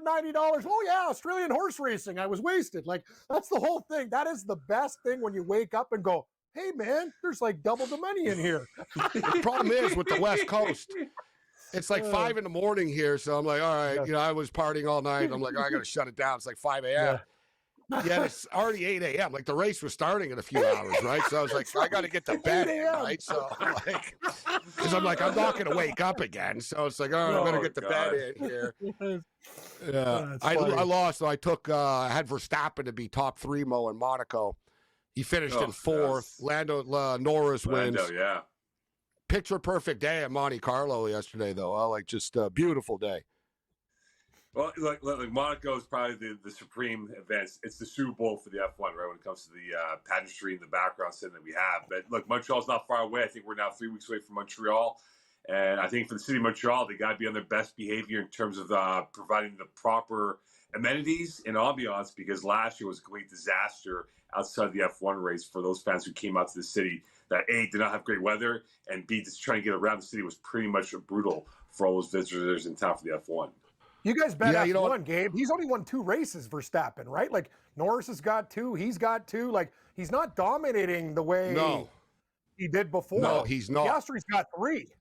No, 4. He's won 4. McLaren have taken over. Piastri and Norris are on the same team, Cam. So now they're the dominant team now. Amazing. I called it for people to follow NASCAR, for people to follow Formula One when Newey left. He's a behind-the-scenes guy, but he was basically like the smart computer garage guy, like the modern smart guy. Like he put the car together, basically, right, for Red Bull. And he got tired of all the drama with Christian Horner and just the behind-the-scenes stuff, and he left. And I knew when he left, I was like, they're in trouble. Like, he's actually the brain trust behind this. You know, F1, Mo, like, you can be a great driver, but it's only as good as your car, bro, right? And Red Bull's car isn't as good anymore, point blank. I don't want to take it away from Verstappen, but his car is not as good anymore. Any other cars are getting better. Yeah, they've been showing some cracks, right, guys, the last 18 months or so. And people, as you said, Gabe, were predicting that Red Bull will not since Horner started hitting on the coworkers. That's when we started showing cracks. I'm just being real, Cam. Like, yeah. What's happening here? We're down 2, Gabe. We're getting the ball. Oklahoma City threw it out of bounds. I know. They might have turned it over. I'm just trying to be wishful thinking. Okay, they might have turned it over. Imagine there's only 0.3 left, actually, right now. This is crazy. You can't get off shot with 0.3. All right. So, you know what? We should cover this. I think we might squeeze out the cover here. Yes. Yes. Yeah, look at this. We have the ball with .3 down 2. Yes. Hey, win or end it. God. No, just 2. Let's go. I don't know. As long as Gobert doesn't like push someone before or something. Like, all right, like, you know what I mean? Come on, guy. I don't know if you can get a shot off with .3. They throw it up to the basket. No, they I don't think so. No foul called either. They could have. It was like a toss-up. We win. We cover. Yeah, we cover. the best. We win. Yay. 128-126. Minnesota covered a point spread.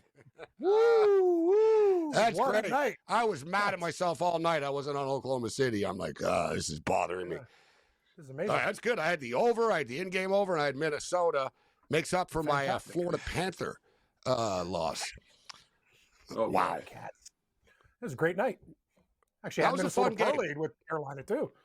Beautiful. Unlike the hockey game, Mo, I was saying earlier that man, Florida and Carolina are boring to watch, huh?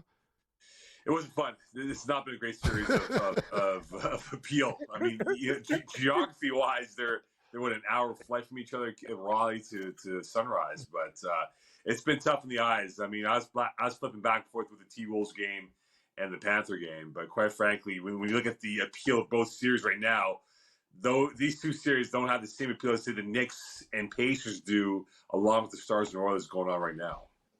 No, that's true, and I knew that coming in. I was like, yeah, the Nick Pacer Oilers Star Nights will be funner. Although this series has been fun. This Oklahoma City series has been fun, and they're going to the finals. They're up 3-1 right now. They're not going to lose 3 straight. And these guys don't rarely lose at home. So this series is done. Minnesota got their win on Friday or Saturday, whatever the hell it was, Saturday. This thing's done. Oklahoma City doing a little post-game presser where they're all there with their towels.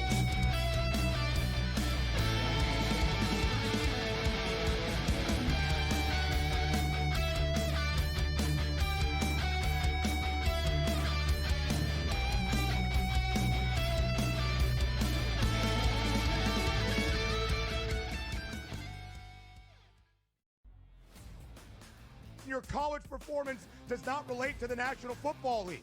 It never they does. They played side by side with each other, and he wasn't as good as Quinn Ewers. That's an issue. That's a major issue. It wasn't the that it wasn't as good as Quinn Ewers. Ever got to Texas. It wasn't that it wasn't as good as Quinn Ewers. It was Quinn Ewers' program, which Steve Sarkisian made very clear the entirety of the time that Arch Manning was in Austin. So for you to argue that because Ewers is a 7th-round pick, Arch Manning is not that good and not deserving of being first overall is asinine. It is wrong. It is incorrect. He's going to be number 1 overall. My whole thing was I'm buying you're doing your thing now where you double down on a take I'm not doing that. The best quarterback prospect to ever hit college football can't play He's over not a 7th-round pick. There were 2 who didn't even play good quarterback recruits in the history of the sport. Quinn Ewers couldn't even play at Ohio State. He couldn't even play at Ohio State. Quinn Ewers.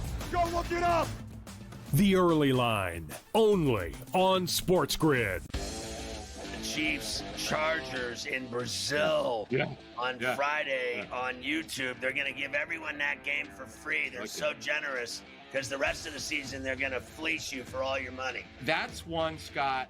That division to me, based on what's happened to the Chiefs the last couple seasons, that division, the AFC West, could be up for grabs here. I know Chiefs fans think I'm probably out of my mind. Pharrell, Coast to Coast, only on SportsGrid. We salute the brave and courageous women and men serving in the United States military, protecting our freedom. Please take time this Memorial Day weekend to honor the memory and sacrifice of our military veterans and their loving families, and those who have made the ultimate sacrifice in their service to our nation.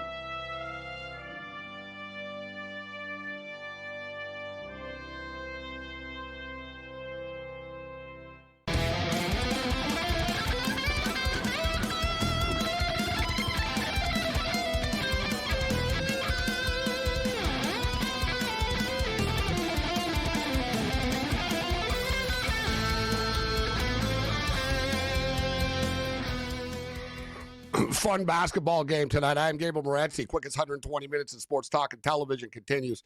Minnesota Timberwolves. They battled, but give credit to Oklahoma City. Every time Oklahoma City, needed to hit a shot, they did. They survive. If you're Oklahoma City, you did your job. You got a split on the road. They rarely lose at home. I'm not going to say never, but it's tough to beat them at home.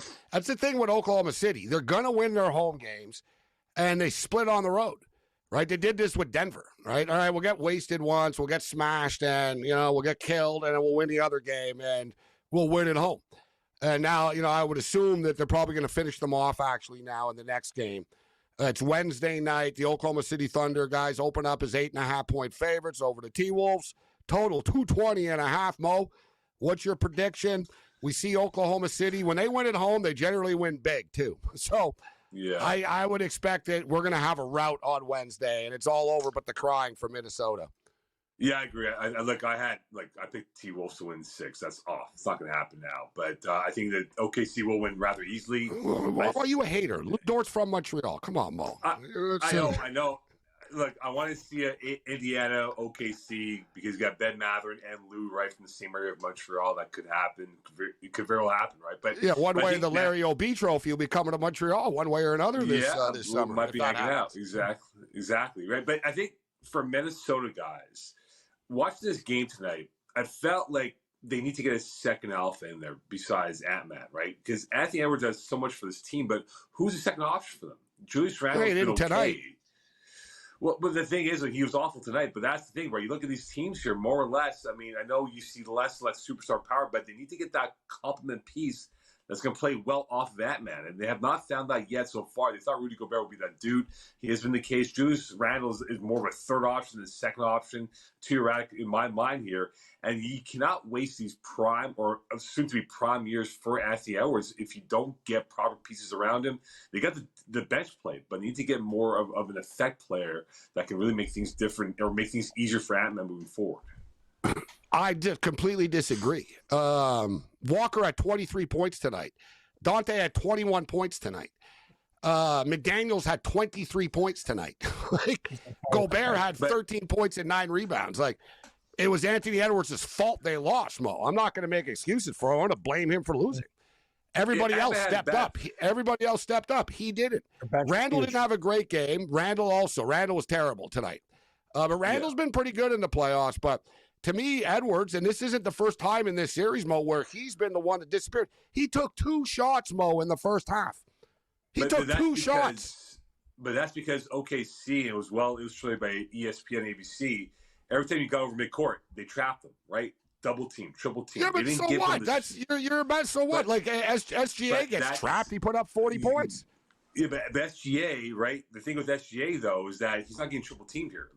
Ant-Man gets triple teamed. He is literally bottled up by defenders. I'm not saying Ant-Man's better than SGA, but at this point right now here, yes, everyone else benefited tonight, Gabe. But the reality is, are you going to rely on these guys every single night if Ant-Man doesn't have an effort or A-plus effort that he didn't do tonight? No, because, guys like Mikhail Alexander here, he's good, but he's not going to score you 20 points every single night. And you need to find that complement piece that's going to play off of Ant-Man that can say we're a 1-2 punch that can really take over games if need be.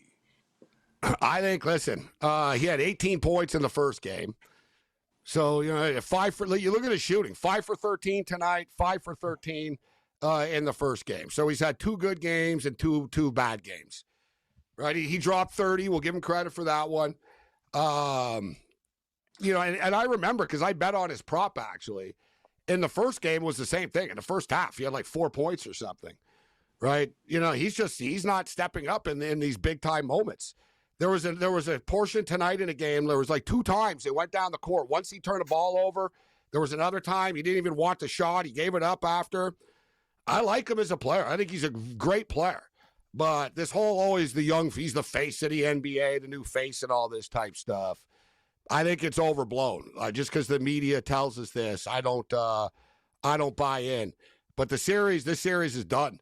And the thing with Oklahoma City is too, you look at their box score and they don't really get much from anybody. They did tonight. Holmgren gave them 21 tonight. Williams was on fire early.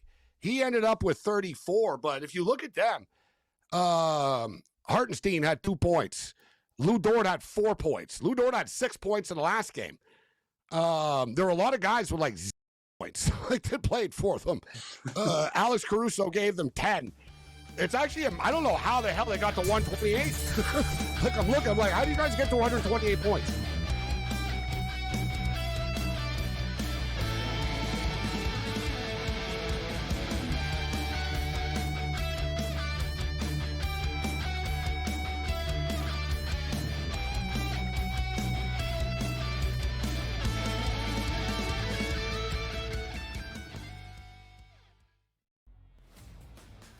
your college performance does not relate to the National Football League.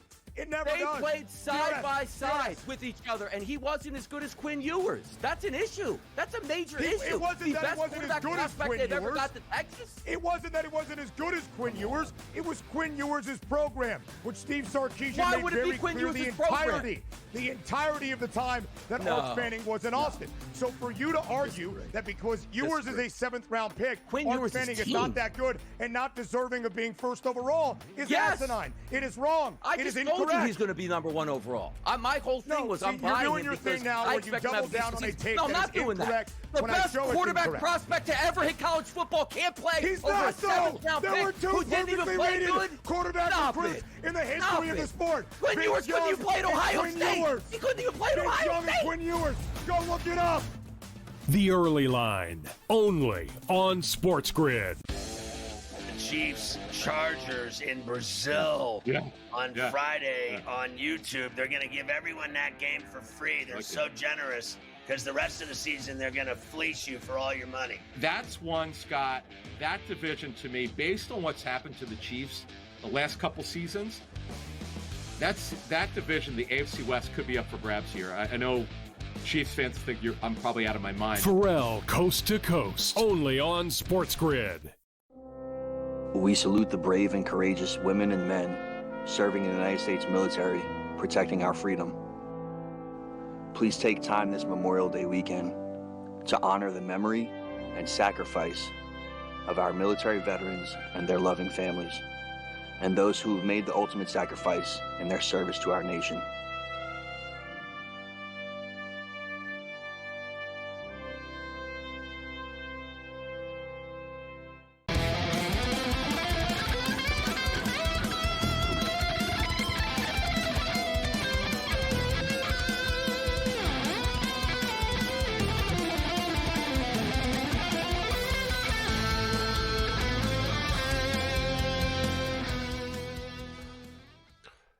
$128-126. What a wild basketball game, especially for bettors tonight. One of those deals that was like, all right, if you had Oklahoma City on the money line, good for you. It's tough, it's 3. It's right in that middle, minus 155 or whatever it was. And with the T-Wolves, it was plus 125 on the money line. I knew they were going to win game 3. I was not sure tonight. And as we saw for bettors, it really was a coin toss at the end of this game with the point spread. 128-126 final score. As I said, if you're just joining us right now, I'm Gabriel Morency, SportsGrid Radio and Television Network, Sirius XM, Channel 159. Oklahoma City Thunder open as 8.5-point favorites. They're up 3-1 in the series right now. The total is 220.5. And ironically enough, the New York Knicks and the Indiana Pacers total is 220.5 as well. Knicks are plus 2-point underdogs after coming back from 20 points down. Mo, who do you like tomorrow between the Knicks and the Pacers? Pacers, I just thought they had that brain fart yesterday, right? They just were up 20, and they allowed the Knicks to have those shots, those quality shots that they found. And Thibodeau said, he goes, look, this game has changed, right? It's about quality three-point making here, and the Knicks were able to get back into the game because of that and spread out the Pacers. And I think now for Indiana, look, guys, from top to bottom right now, they have better depth. They're much fresher now. And I think for Thibodeau, and if he doesn't rotate his guys, he's going to drive them to the ground like he did last year against the Pacers, where they were down to like 4 guys that were healthy enough to play that in that second-round loss, right? So I think right now, Indiana goes back to MSG up 3-1, but it'll come down to how Indiana defends the three-point line tomorrow night in Indianapolis. It is amazing how big of favorites Oklahoma City are right now to win the championship. Minus 425. Wow. Oklahoma City Thunder are minus 425 favorites. The sportsbooks see them as unbeatable.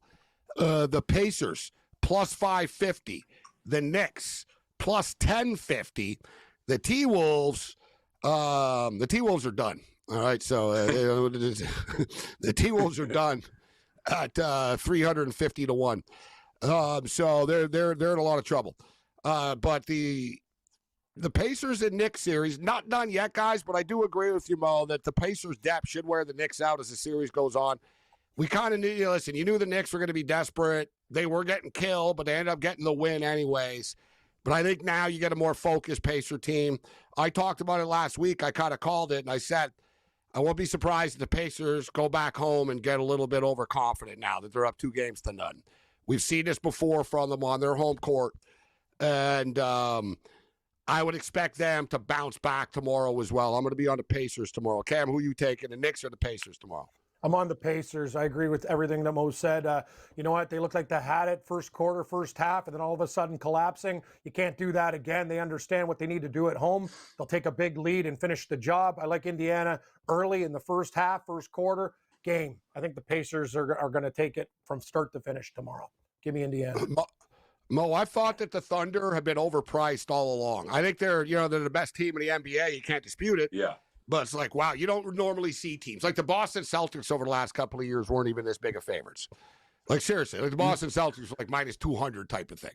But it's pretty crazy that they're minus 425. You don't see this, right? Like, they're overwhelming favorites. Yet, if you look at the two teams they're playing, you could argue they would beat both of them, right? I mean, as good as the Pacers are, thing with Oklahoma City, they will have home court. And in an era in sports right now where home court, home field, home ice doesn't mean as much as it used to, it does for the Oklahoma City Thunder. That's a super hard building to win in. They have a college-like atmosphere there. It's just a different type of environment. They really feed off of it. You know, when they win by like an average of 26 points type of deal when they play at home. Right, so are you part of this right now? Do you think the Oklahoma City Thunder are unstoppable, or do you think the Pacers or Knicks could beat them? I think the Pacers will give them issues. I don't think the Knicks can keep up with OKC. And I think right now, for what Indiana presents from a depth perspective, they can match up, right? Size-wise, they can match up. But the reality is right now is that you look at Lou Dort. You were mentioning about Anthony Edwards not doing well. Lou did a really good job babysitting Anthony Edwards. That is a good point. Exactly. Right? Great call there. Like Lou Dort is one of the best defensive players in the league. Exactly. Right. So if Lou's going to lock up Tyrese Halliburton or whoever, they're going to say, lock him up and don't let him do anything, then who's going to be that second option scoring, right? Neesmith had a phenomenal MSG run in games 1 and 2 here, but can he be consistent enough to be that guy? He got hurt, too. Yeah, right. So I just think now for Indiana, if they get through, what it'll come down to is what Rick Carlisle does from an X's and O's perspective against Dagno, right? These are two great coaches when it comes to schemes here. And Carlisle has outfoxed Tom Thibodeau in the first 2 games up until game 3 last night.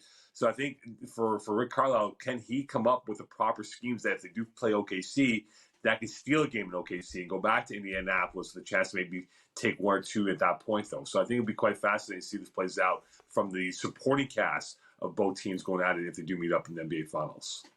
I would take the Pacers plus 2.5 games. I think the Pacers could win 2 games. Maybe they could take the Thunder 7, but I think probably they would end up losing in 6. I think it looks like Oklahoma City are finally going to win their first ever championship, guys. They've knocked on the door before. They've always, Presti's done an awesome job, but it's been one of these deals where like they've never won, despite like winning every trade all the time and stockpiling this and stockpiling that. It's finally coming together for them right now, Mo. You know what I mean? Like this was the plan. All these that's the whole thing too. Like with Lou Dort, I said, he only scored 4 points. And he only scored 6 points in the last game, but they're so good they can absorb it. So, like, he's such a defensive specialist. It's like, all right, we're not getting much from him offensively, but he's really going to be a pain in the ass for the other player's superstar, like the other team's superstar, right? And, that is a good point. Like, Edwards really does. He's getting double and triple team. Lou Dort is seriously all over him. Lou Dort is, like, really on you when he's on you. There was a couple of sequences tonight where Edwards was really getting frustrated. It's hard not to see Oklahoma City winning the championship, guys. And the way, no question. And the way that Lou's built, guys, right? If you're looking at Lou Dort, he is a machine. He is a tank physically. There's not an ounce of fat on this Adonis right now.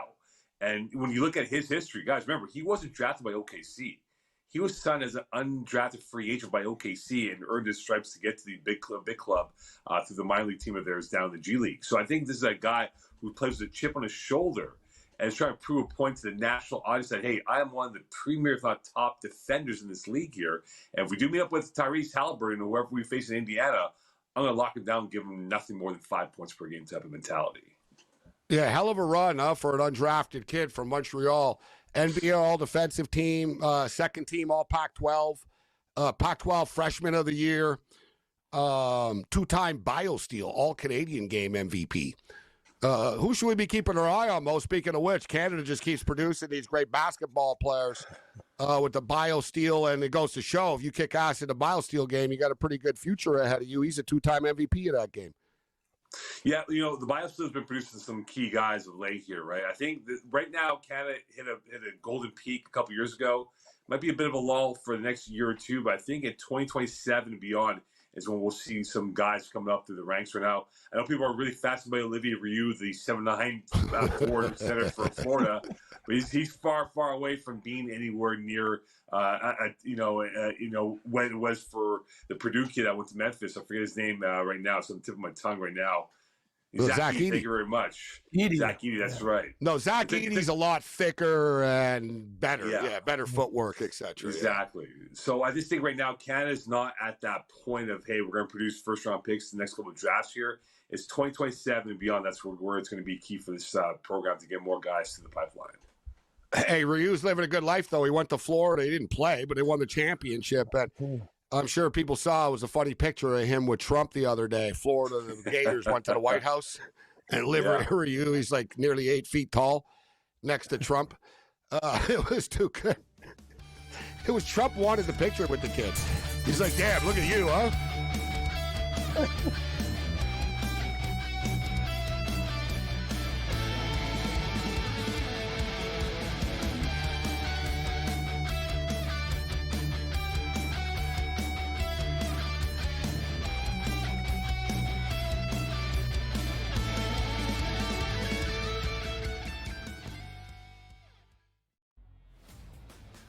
Your college performance does not relate to the National Football League. It never They does. played side by side with each other, and he wasn't as good as Quinn Ewers. That's an issue. That's a major issue. It wasn't that it wasn't as good as Quinn Ewers. Ever got to Texas. It wasn't that it wasn't as good as Quinn Ewers. It was Quinn Ewers' program, which Steve Sarkisian made very clear the entirety of the time that Arch Manning was in Austin. So for you to argue that because Ewers is a 7th-round pick, Arch Manning is not that good and not deserving of being first overall is asinine. It is wrong. It is incorrect. I told you he's going to be number 1 overall. My whole thing was I'm buying you're doing your thing now where you double down on a take no, I'm not doing that. The best quarterback prospect to ever hit college football can't play He's over not a 7th-round There were pick two who didn't even play rated good. quarterbacks in the history of the sport. Quinn Ewers couldn't even play at Ohio State. He couldn't even play at Ohio State. Quinn Ewers. Go look it up. The Early Line, only on SportsGrid. Chiefs Chargers in Brazil on Friday on YouTube. They're going to give everyone that game for free. They're so generous because the rest of the season they're going to fleece you for all your money. That's one, Scott. That division to me, based on what's happened to the Chiefs the last couple seasons, that division, the AFC West, could be up for grabs here. I know Chiefs fans think I'm probably out of my mind. Pharrell, Coast to Coast, only on SportsGrid. We salute the brave and courageous women and men serving in the United States military, protecting our freedom. Please take time this Memorial Day weekend to honor the memory and sacrifice of our military veterans and their loving families, and those who have made the ultimate sacrifice in their service to our nation.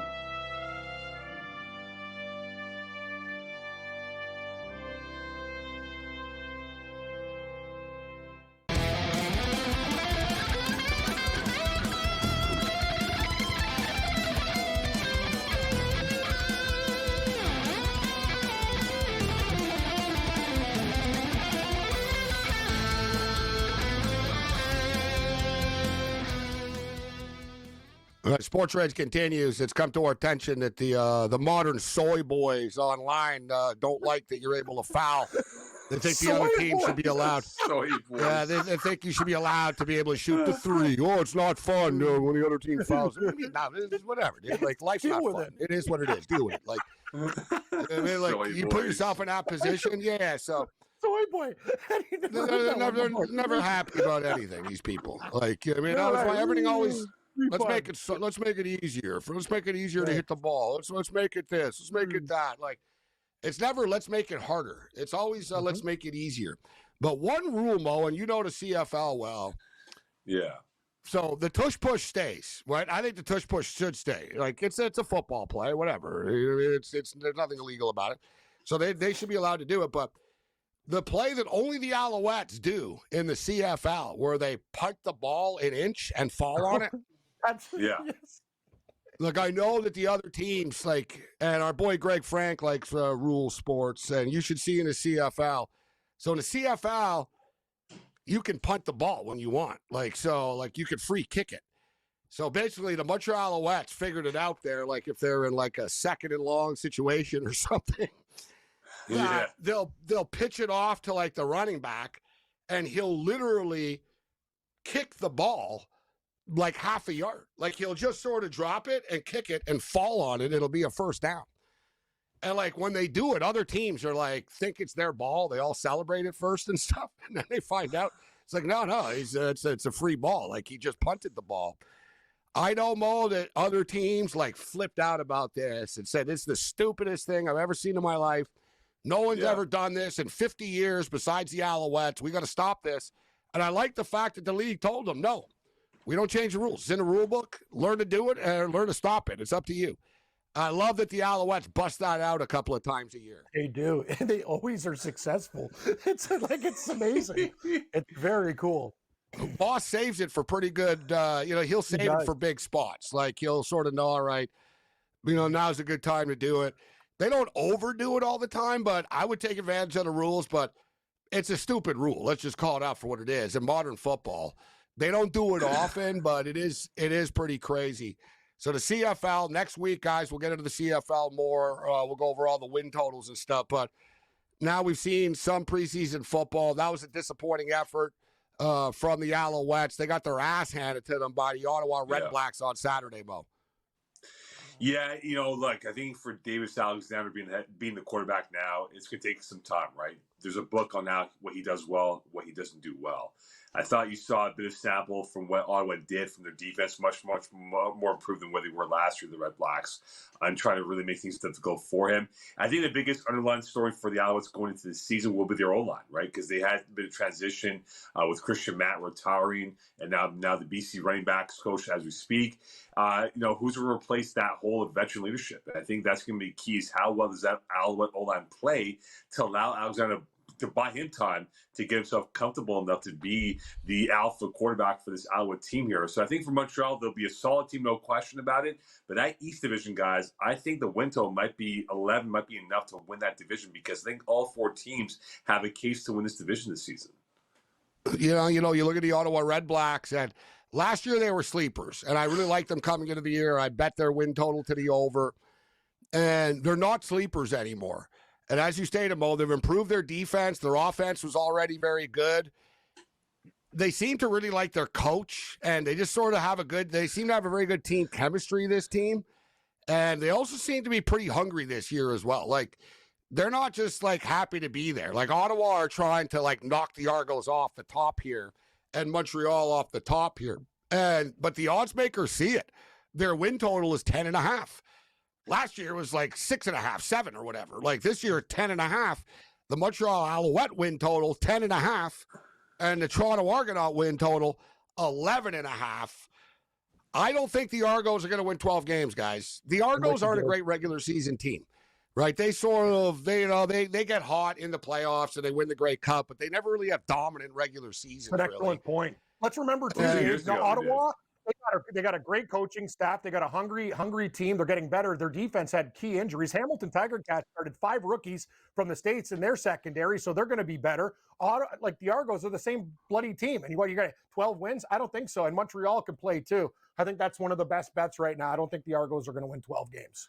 But I'll give you one quick point, guys, for Ottawa, though, right? Ottawa last year against playoff teams were 2-8-1. Mm-hmm. Against non-playoff teams were 10-2 and whatever it was, right? So they have not played well against teams who were above them in terms of the win-loss record from last year going to the season. So that's going to be the key question here. Can they beat the big hitters and be in that established conversation of Winnipeg and maybe the Alouettes as being the favorites to win the Grey Cup this year? One thing with Ottawa last year, too, Mo, they were the benefactors early in the season of a sort of a lucky schedule. It was just sort of like every team they played always had a backup quarterback or something happened. Like they had a lot of sort of everything was going their way, and then they hit a wall. You're right. They had a hard time beating good teams. They have a hard time. They've had a hard time with Montreal, right, over the years. Toronto, obviously. They matched up okay with Toronto, actually. Montreal has been their problem, where it's like certain death, right? Like, I don't think they've won in Montreal. Yeah, like, they haven't won in Montreal in that stadium in forever. Like, it's like, oh, God, we're screwed, right? It's like one of those things all the time. But they're at 10.5. It's a little high for me. I know Ottawa are going to be good, but I think it's kind of an accurate number because I agree with you, Bo. I think they're going to beat the crap out of each other in this division. Although I will say, I don't really believe in Hamilton all that much. Like, I got a problem with Bo Levi Mitchell. I don't think he could put stats up, but they're not. I'm not in love with this team. I think they'll be the worst team in the division again. Well, the thing is, they were deplorable, but they also had a lot of kids there, and it's hard to learn the CFL game. You guys know, it takes a while to get acclimated. I remember I was at that BC game where they absolutely shredded these guys, but a year under their belt, Gabe, and that's the thing. Bo Levi Mitchell is a problem due to his age, but I think their defense is going to be a little bit better this year, the Ticats. Their win total is 8.5. And you know what? I bring this up now, guys, because I noticed the Calgary Stampeders win total was 6.5. It was minus 130. Somebody noticed something. Somebody bet it. And now it's minus 150. And I will say, the most impressive team so far through 2 weeks of the CFL preseason, Calgary's the only team that's played 2 games, and they look good.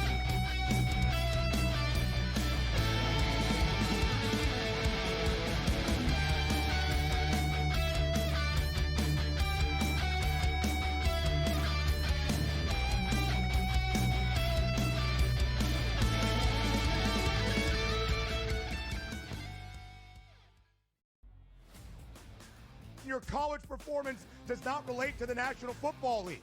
It never They does. played side by side with each other, and he wasn't as good as Quinn Ewers. That's an issue. That's a major issue. It wasn't that he wasn't as good as Quinn Ewers. Ever got to Texas. It wasn't that he wasn't as good as Quinn Ewers. It was Quinn Ewers' program, which Steve Sarkisian made very clear the entirety of the time that Arch Manning was in Austin. So for you to argue that because Ewers is a 7th-round pick, Arch Manning is not that good and not deserving of being first overall is asinine. It is wrong. It is incorrect. I told you he's going to be number 1 overall. My whole thing was I'm buying you're doing your thing now where you double down on a take no, I'm not doing that. The best quarterback prospect to ever hit college football can't play He's over not, a 7th-round There were pick 2 who didn't even perfectly play rated good. quarterback recruits in the history of the sport. Quinn Ewers couldn't even play at Ohio State. He couldn't even play at Ohio State. Quinn Ewers.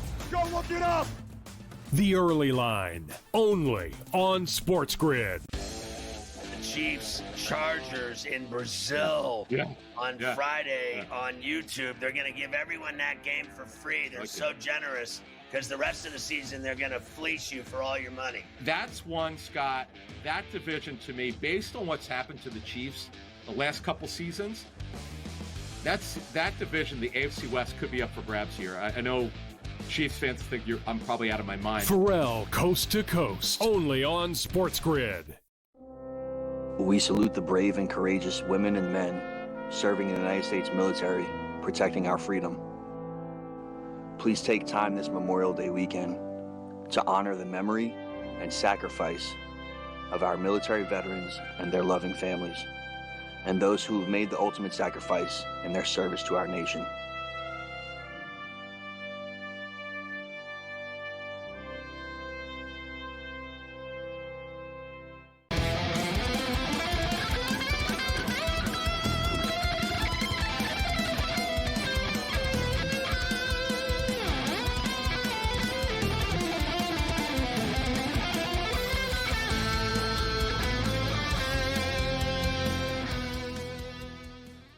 This is SportsRage. I'm Morency. All right, so we'll do the CFL win totals next week. But as I was saying, this Calgary team, they used to be, the model franchise of the CFL. Like, they didn't win a Grey Cup every year, but they were freaking in it most of the time. And they sold tickets. They were well run. They've been a disaster over the last couple of years. Like, they have a hard time selling tickets now. People are frustrated with Dickinson. He's a legend there, but that only goes so far. Like, they're not quite Edmonton where they got to rebuild from nothing, the brand, but they're getting there. Like, people have sort of lost confidence in this team there, and they're a fickle fan base. There's nothing to do there, so the people should go, but nevertheless, but their win total 6.5. I really like their quarterback room. You bring in Vernon Adams, you bring in PJ Walker. You need 2 quarterbacks in the modern CFL. I like their running backs. I like their wide receivers. I like the energy. I've watched both their preseason games, and you just tell that this football team cares, that there's a different edge to them this year. And bettors are noticing because it's 6.5 right now, but it just moved 20 cents up to -150. So let's pull the trigger on this. If you're betting that before it gets to 7.5. Who's your team, Mo, that you would say is going to be the best team in the league this year? BC win total is 9.5 in the West. Saskatchewan is 10.5. Winnipeg is 10.5. I can see the Bombers taking a step back. Calgary 6.5. I think they're going to be better. And then you got the Edmonton Elks at 8.5, Mo, with a new coach and sort of a new look.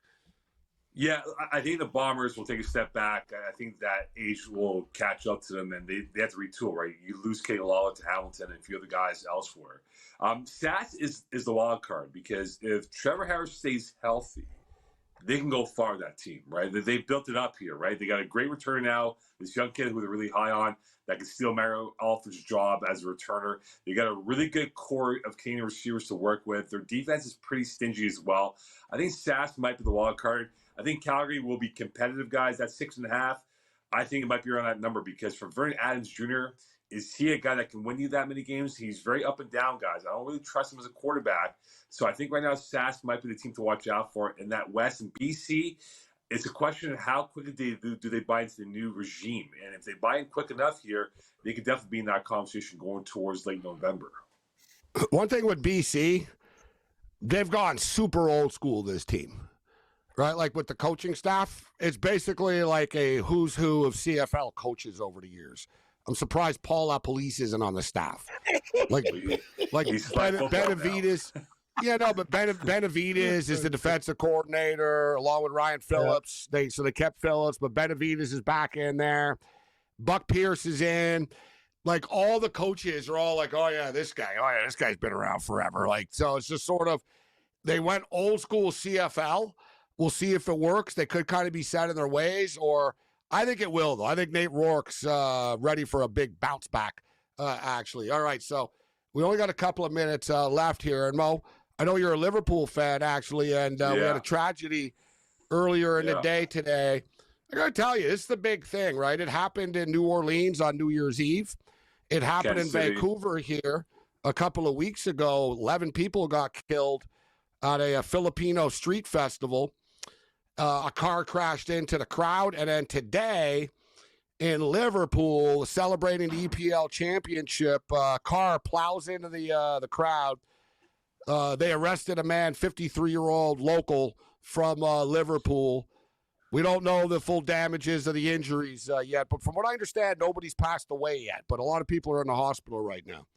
Yeah, 27 was what was reported that are in the hospital right now being looked at. It was an awful moment. It was caught on video by different people, and I would not recommend anyone to watch it. It's awful to see, because I think there was over 1 million plus in the parade. And Liverpool's a city of about 500,000, 600,000 max, right? So this was a day that they've been waiting for, guys, 35 years. They won it in 2020 during COVID protocol, so there wasn't a proper parade. It actually didn't have a parade at all. So this was the first true parade for an English title in many, many years. And it definitely was a sullen moment for many people who are Liverpool fans and worldwide soccer fans to see this happen today down in Liverpool. Very, very sad news. We wish all the victims the best. And in strange news that we didn't get to, Olympic legend Mary Lou Retton arrested on drunk driving charges in West Virginia. Wow. Didn't see that one coming. Whoa. Mary Lou Retton. Mary Lou Retton. What? She was not high on my to get arrested on Memorial Day bingo card list. I got to tell you. Unbelievable. Mary Lou getting into the drinks. It happens. We'll see you on a Twisted Tuesday. Other than that, you're on your own later.